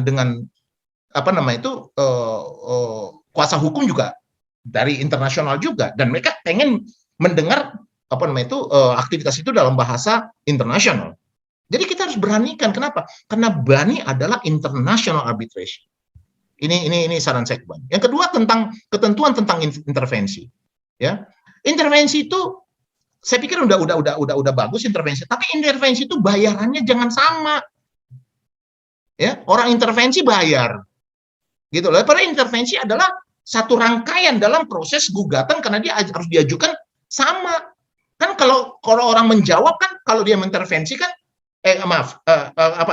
counter maksud saya, ya, untuk melakukan counter claim, dia kan harus bersamaan. Nah, pihak lain yang melakukan intervensi juga, dia kan menjadi bagian dari perkara. Jadi jangan sama gitu loh. Ya, berarti kali 3 dong. Ya, jadi ini harus ada pengaturannya dengan baik, gitu loh. Jadi supaya orang tidak khawatir melakukan intervensi, karena intervensi adalah bagian dari penguatan keadilan, dan juga counter claim juga bagian dari penguatan keadilan. Ya. Nah, ketentuan tentang pemeriksaan in absentia, ya, di sini masih kurang. Jadi kalau secara dia tidak hadir, akan diputus, ya, atas keuntungan si pemohon, kecuali kalau majelis memeriksa sebaliknya atau mendapatkan dasar-dasar. Ini saya pikir satu pertimbangan bahwa majelis tidak langsung begitu saja tutup mata memutus untuk kemenangan si pemohon kalau si termohon tidak hadir. Itu. Tapi ini harus lebih clear. Kenapa? Karena dalam proses in absentia, kalau kita lihat dalam arbitrase internasional atau di ICC, itu semua prosesnya selalu dikirimkan kepada pihak. Jadi pihak yang nggak hadir itu tetap mendapatkan informasi setiap poin, dan dipastikan dia harus menerima, supaya kenapa dia nggak datang itu nggak menjadi satu soal lagi. Ya. Nah, kepastian pelaksanaan putusan arbitrase ini adalah satu hal yang harus menjadi bagian dari doa kita. Ya. Saya pikir yang dikatakan Dr. Yanto tadi itu sangat benar, bahwa orang kadang-kadang cuma setuju, tapi ketika dia kalah nggak konsisten. Nah, saya senang banget ketika Yang Mulia Dr. Yanto mengatakan bahwa beliau selama beliau jadi Ketua Pengadilan Jakarta Pusat tidak pernah menolak permohonan pelaksanaan berdasarkan pasal 66, ya kan? Tapi saya juga khawatir Dr. Yanto, kalau misalnya nggak menolak tapi nggak melaksanakan eksekusi karena orang mengajukan gugatan perbuatan melawan hukum padahal nggak ada dasarnya, lah ini apa namanya? Ya tetap aja putusan arbitrase kita nggak ada guna, cuma berada dalam permainan para pihak. Satu lagi, sehubungan dengan arbitrase internasional, nanti kita akan diskusi, ya. Ini pasal 70 harus ditegaskan bahwa pasal 70 itu hanya untuk putusan arbitrase nasional. Ya.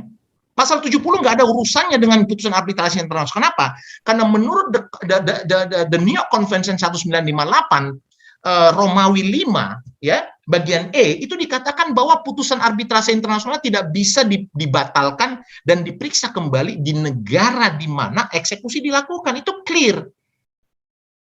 Nah, di Indonesia kadang-kadang udah putus, udah eksekusi, tiba-tiba ada pihak lawan pura-pura mengajukan perbuatan melawan hukum, pengadilan lalu bilang kami bisa periksa. Kenapa? Karena pengadilan nggak bisa menolak perkara.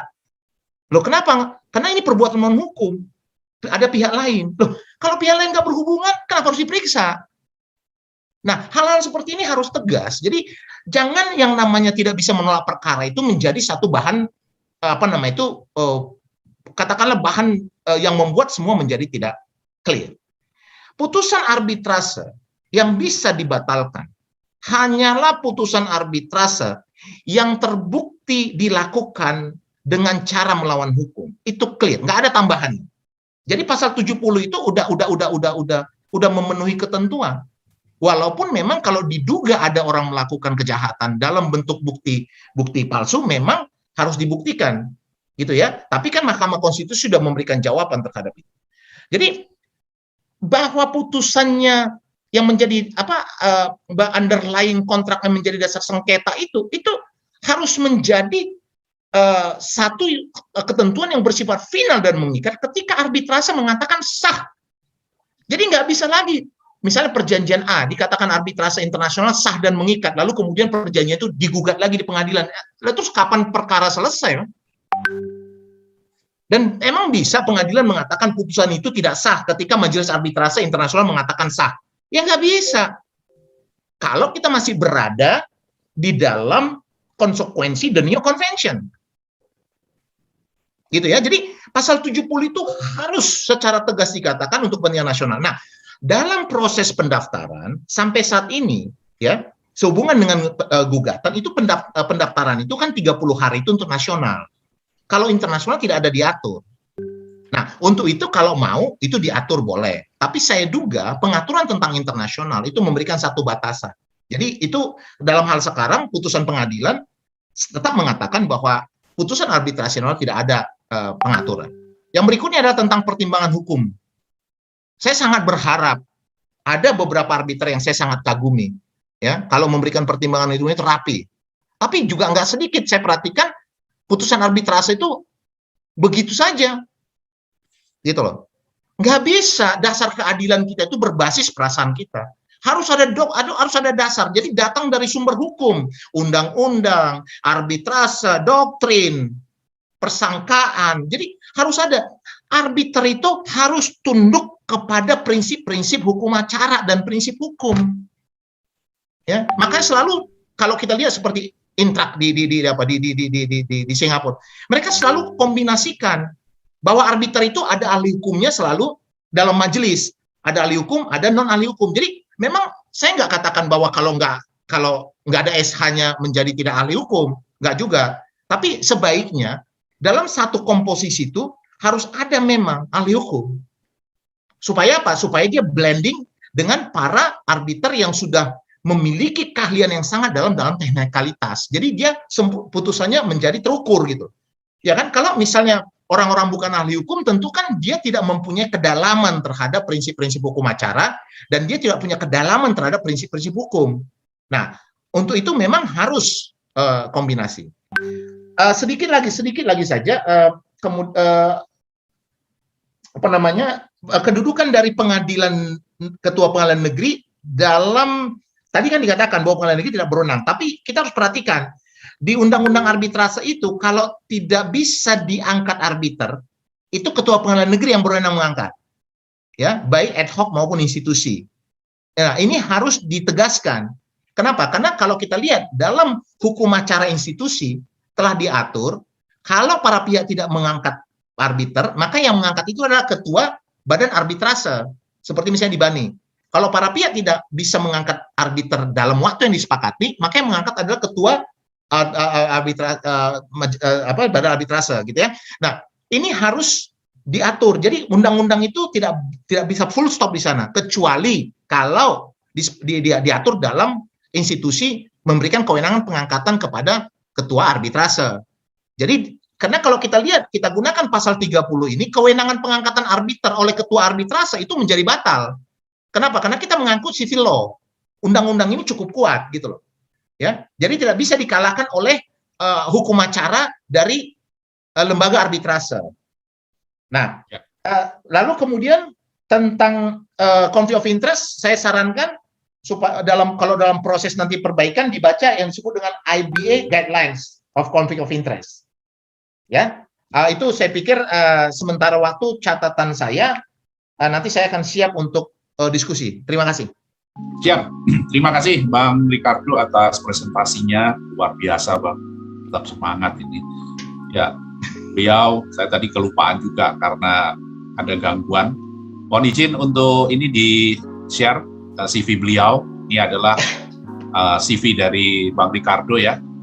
Beliau ini mentor saya di API, ya, dari Ricardo Simanjuntak & Partner, di pendidikan beliau dari sarjana hukum Universitas Sumatera Utara, di master di Nottingham, sertifikat di Den Haag, ya, pasar modal, ya, kemudian juga gelarnya banyak nih di ANSIP, CIP Australia, ya, dokter di bidang ilmu hukum di Unpad, dan sertifikat manajemen risiko perusahaan asuransi tingkat 5. Ya.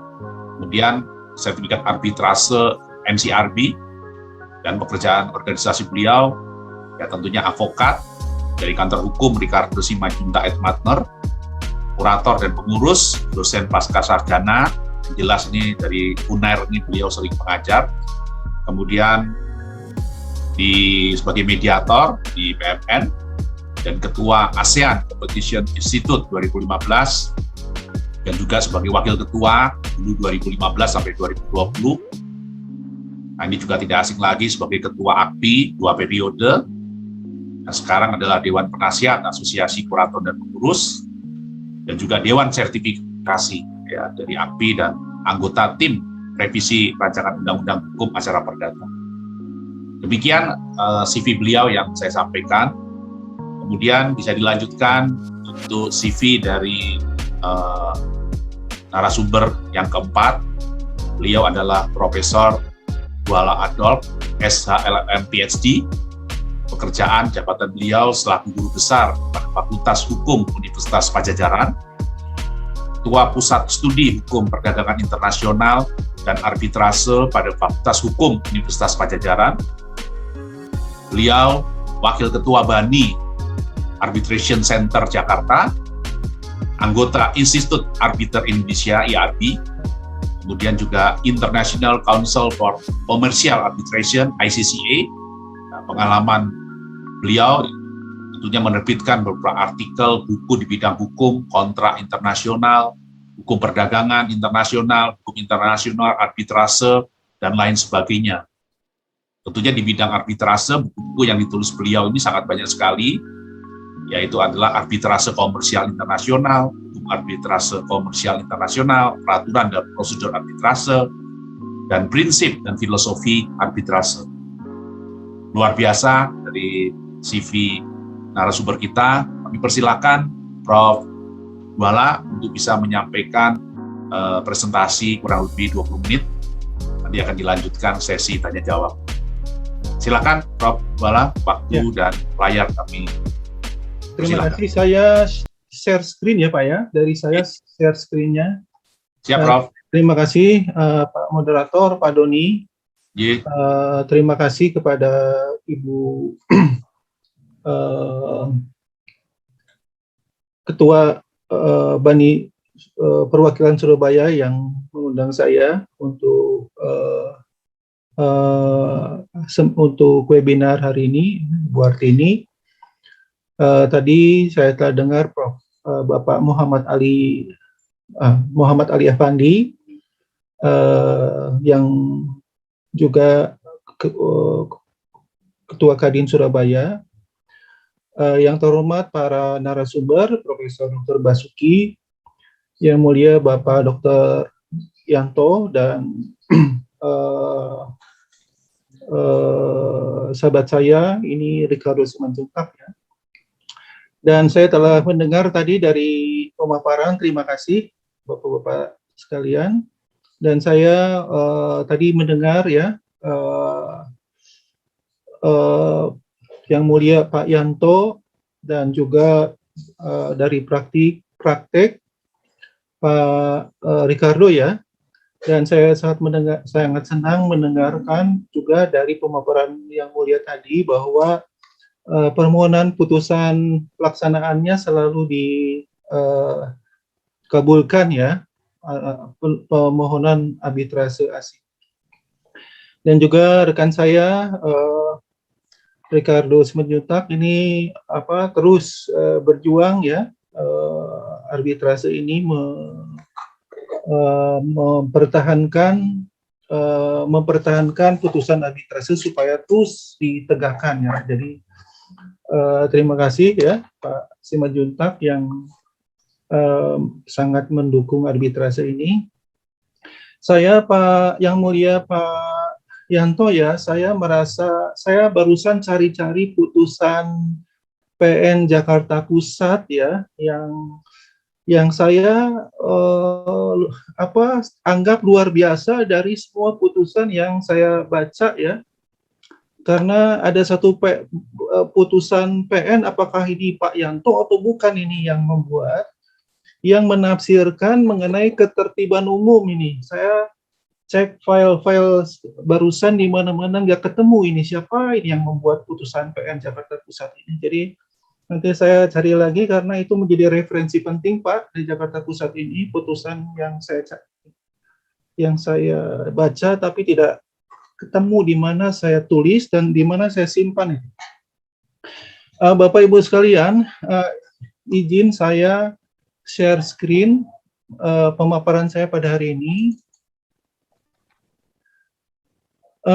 Amandemen Undang-Undang Nomor 30 Tahun 99 ya. Ini pemaparan saya singkat, ada 9 slide ya. Sudah kelihatan Prof materinya? Ya, terima kasih Pak. Ya. Silakan, Bro. Ya, slide selanjutnya, Pak. Ya, next. Ya, saya akan menjelaskan 4 hal ini. Mohon maaf ya, ini koneksi rumah saya kurang stabil sepertinya. Ya, status Undang-Undang Arbitrase, perkembangan persidangan secara elektronik, arbiter asing, dan beberapa pasal undang-undang yang perlu direvisi. Selanjutnya. Ya, next. Ya, status undang-undang arbitrase kita ya, ini banyak ditanyakan oleh luar. Apakah kita mengadopsi UNCITRAL model law ya, on international commercial arbitration sebagai pedoman undang-undang arbitrase di dunia? Ya, itu banyak sekali ditanyakan ya. Dan kita tidak mengadopsi ya.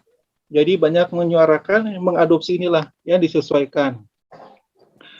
Nah, itu alasan antara lain ya mengapa perlu acuan ke sini, karena pendapat umum undang-undang yang tidak mengacu ke UNCITRAL model law ini dianggapnya undang-undang arbitrase tersebut undang-undang yang unfriendly katanya ya. Itu tanggapan umum ya, tanggapan umum terhadap undang-undang kita ya.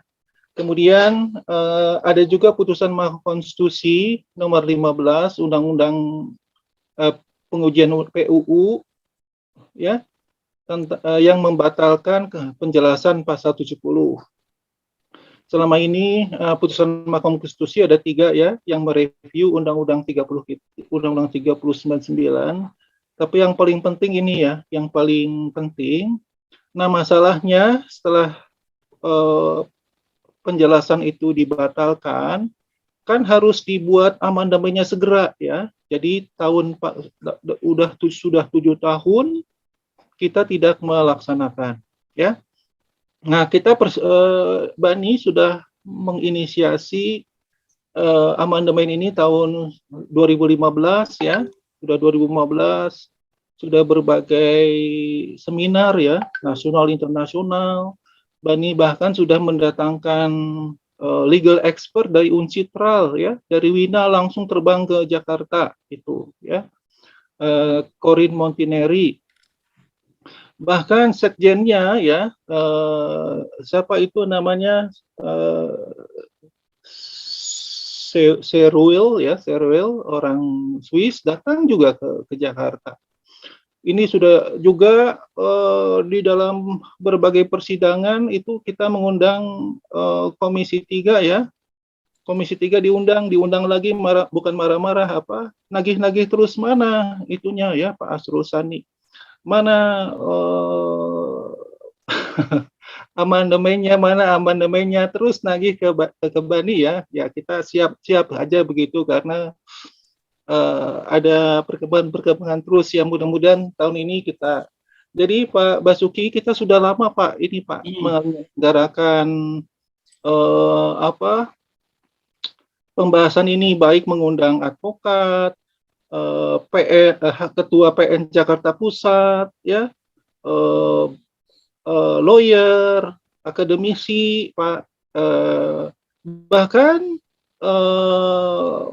bahkan terakhir kemarin 2021 itu dengan Malaysia Pak, ya mereka juga mempertanyakan konferensi bersama mengenai Undang-Undang 30 kita, revisinya arahnya gimana ya. Memang tadi Ibu Hartini betul mengungkapkan kita sudah ada naskah akademik Undang-Undang Arbitrase Internasional, Bu. Tapi ya waktu itu diadakan karena kita meniru ya negara tetangga kita, misalnya Malaysia, mereka punya undang-undang nasionalnya dan internasionalnya khusus arbitrase. Tetapi setelah dipikir-pikir ini akan lebih lama bikin undang-undang arbitrase internasional ini ya, karena hanya 5 pasal saja di dalam 3099 yang mengatur arbitrase internasional, itu pun terbatas ya mengenai pelaksanaan putusan arbitrase internasional. Jadi yang praktis ya, Undang-Undang Arbitrase 39 ini amandemen saja ya, diamandemen saja. Dan selanjutnya ini ada pandangan nih ya. Nah, saya tadi dengar dari Pak Simanjuntak ya, undang-undang kita itu masih bagus sebenarnya ya, masih bagus. Sebagai informasi ya kepada Pak Simanjuntak, ada juga lawyer yang bilang kalau tidak rusak jangan diperbaiki katanya, karena Undang-Undang 30 ini bagus sekali ya, bagus sekali, karena prinsip-prinsip walaupun kita tidak mengadopsi uncitral ya, prinsip-prinsip arbitrasenya termuat di sana ya.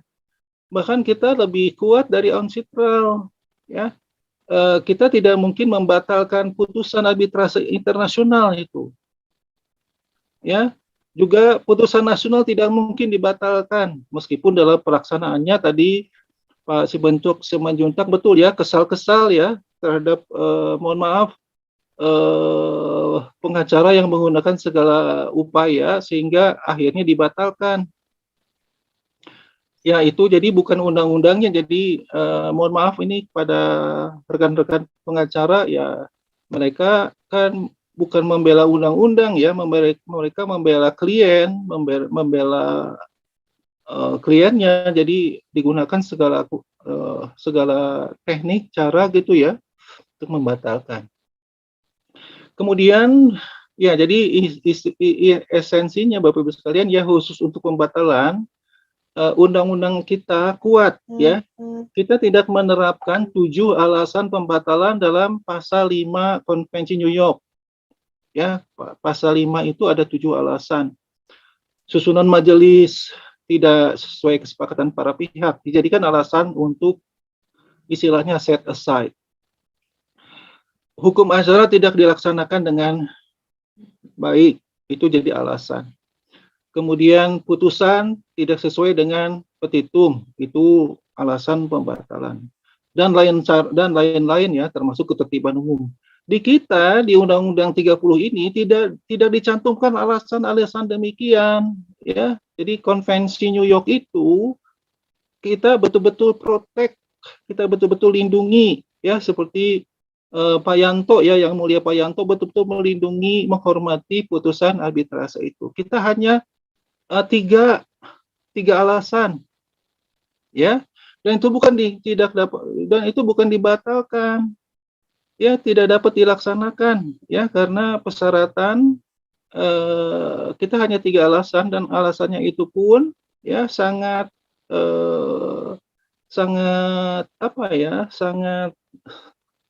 ya saya sebut saja resiprositas ya, artinya timbal balik. Kita waktu aksesi ya, aksesi kita Bapak Ibu sekalian itu bulan September ya, ke Konvensi 58 itu, padahal kita buat kepresnya itu Agustus. Jadi kita sebelum ikut Konvensi New York, kita sudah memberlakukan Konvensi New York di Indonesia. Itu luar biasa Indonesia ya kepada arbitrase ini.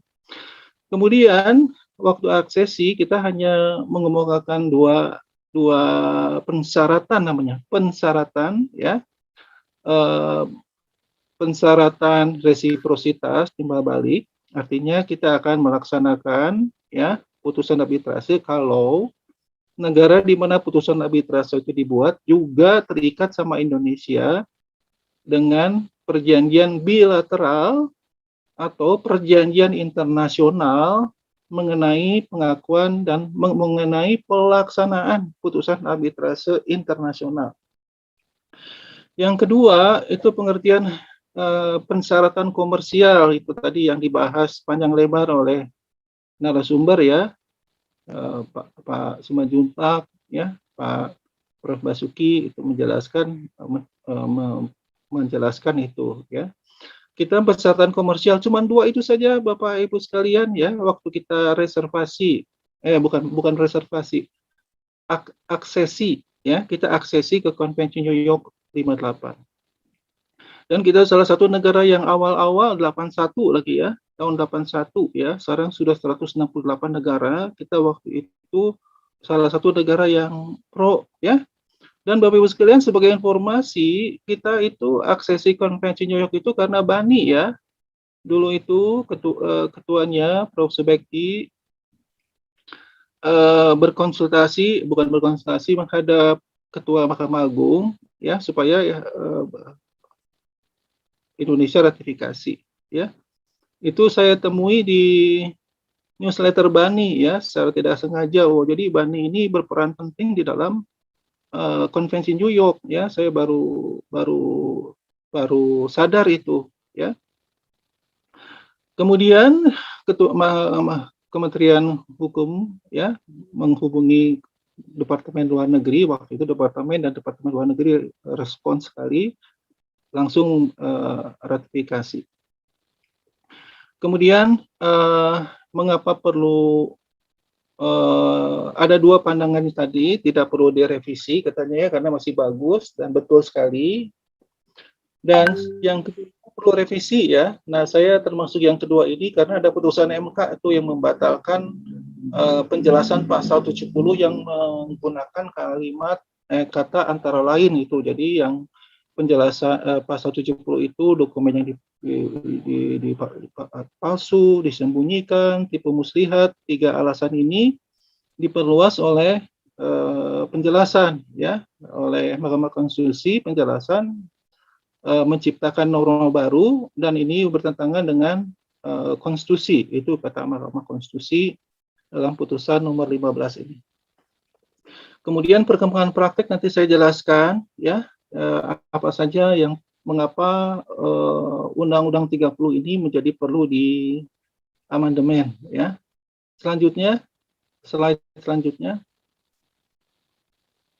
Ya, perkembangan persidangan secara elektronik ini penting sekali ya, karena ini kita pandemik ini mudah-mudahan berakhir, kita harapkan cepat berakhir ya.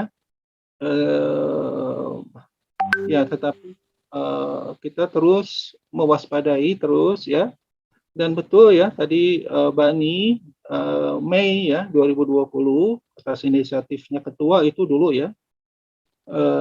Almarhum Pak Hussein ya supaya diadakan istilahnya apa sih studi gitu ya atau apa sih studi tetapi jadi serius ya jadi keputusan ya karena dianggap penting jadilah keputusan itu ya keputusan Ketua Bani itu ya.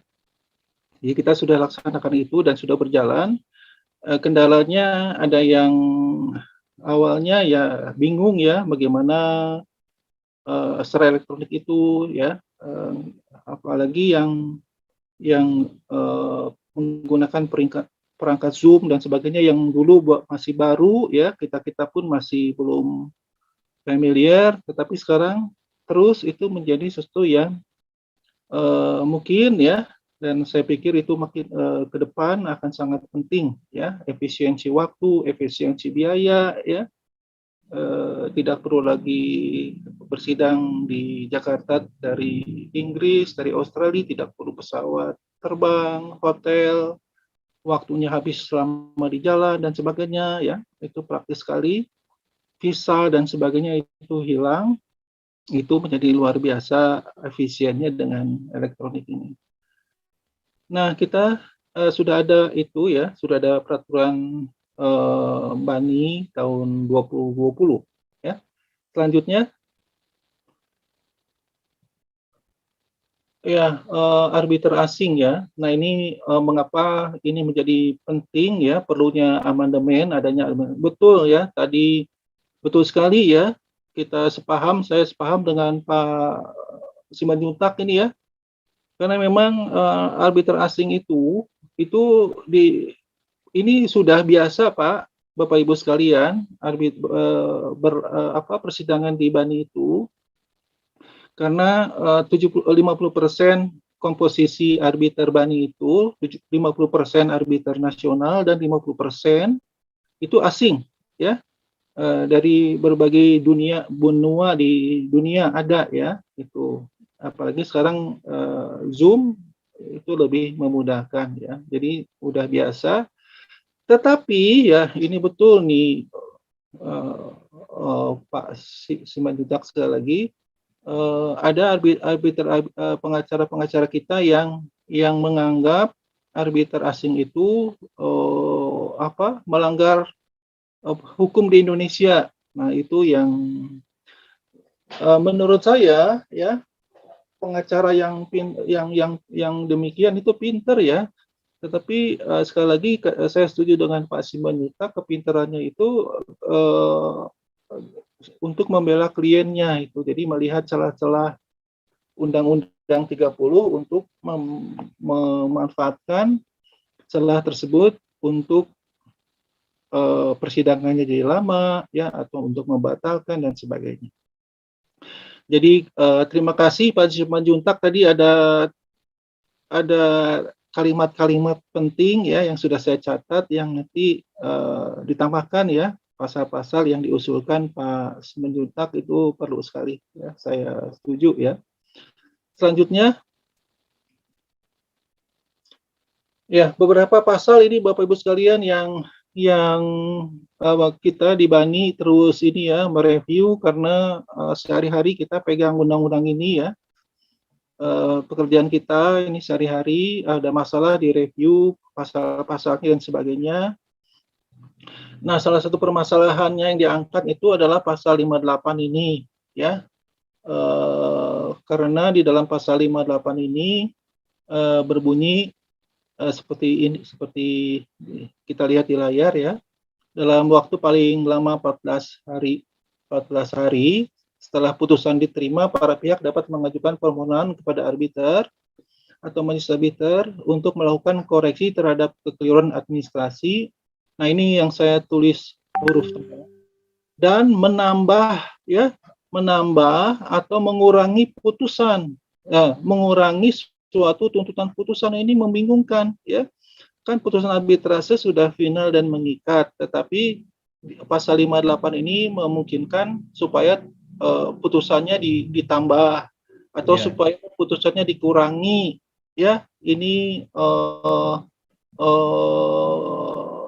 mengakibatkan pasal 60 ya mengenai putusan arbitrase itu final dan mengikat menjadi ini ya. Nah, menjadi tidak lagi. Nah, di rules peraturan prosedur Bani sudah jelas ya, tidak ada kalimat menambah atau mengurangi suatu tuntutan putusan ya, tetapi mohon maaf, pengacara teliti ya menggunakan pasal 58 ini. Kemudian pasal 58 lain yang kurang ya, yang di uncitral modelo ada, itu boleh dimungkinkannya penafsiran, diminta penafsiran ya. Juga para pihak boleh meminta penambahan apabila suatu permohonan itu belum diputus, itu dibolehkan ya. Tapi bukan mengurangi, itu ada kalimat yang di atas itu mengurangi. Jadi itu bisa jadikan permasalahan ya kalau dilaksanakan. Selanjutnya ya, ini pasal 67 ayat 2C, persyaratan untuk pelaksanaan putusan itu, syarat di pelaksanaan putusan arbitrase asing itu ada persyaratan melengkapi ya dalam permohonannya surat keterangan dari perwakilan diplomatik ya. Dan ini menyulitkan berbagai pihak ya. Perwakilan diplomatik itu sebagai lembaga perwakilan pemerintah tidak tahu arbitrase, dikasih lihat pasal 67 ayat 2 biar bingung arbitrase itu apa ya, dan perjanjian arbitrase konvensi New York itu apa, dan ini menimbulkan permasalahan ya. Dan ini sampai perwakilan, ada kasus Bapak Ibu sekalian ya, perwakilan diplomatik digugat ya karena arbitrase ini di PT UN. Ya, ini jadi kasusnya menarik. Kemudian ini jadi dihapus ya, gimana caranya ya, itu kan ada apa websitenya resmi uncitral ya. Ada websitenya siapa itu, New York ORG ya, New York Convention ORG yang diakui di dunia. Jadi untuk mengetahui apakah Indonesia terikat atau tidak, bisa merefer ke sana.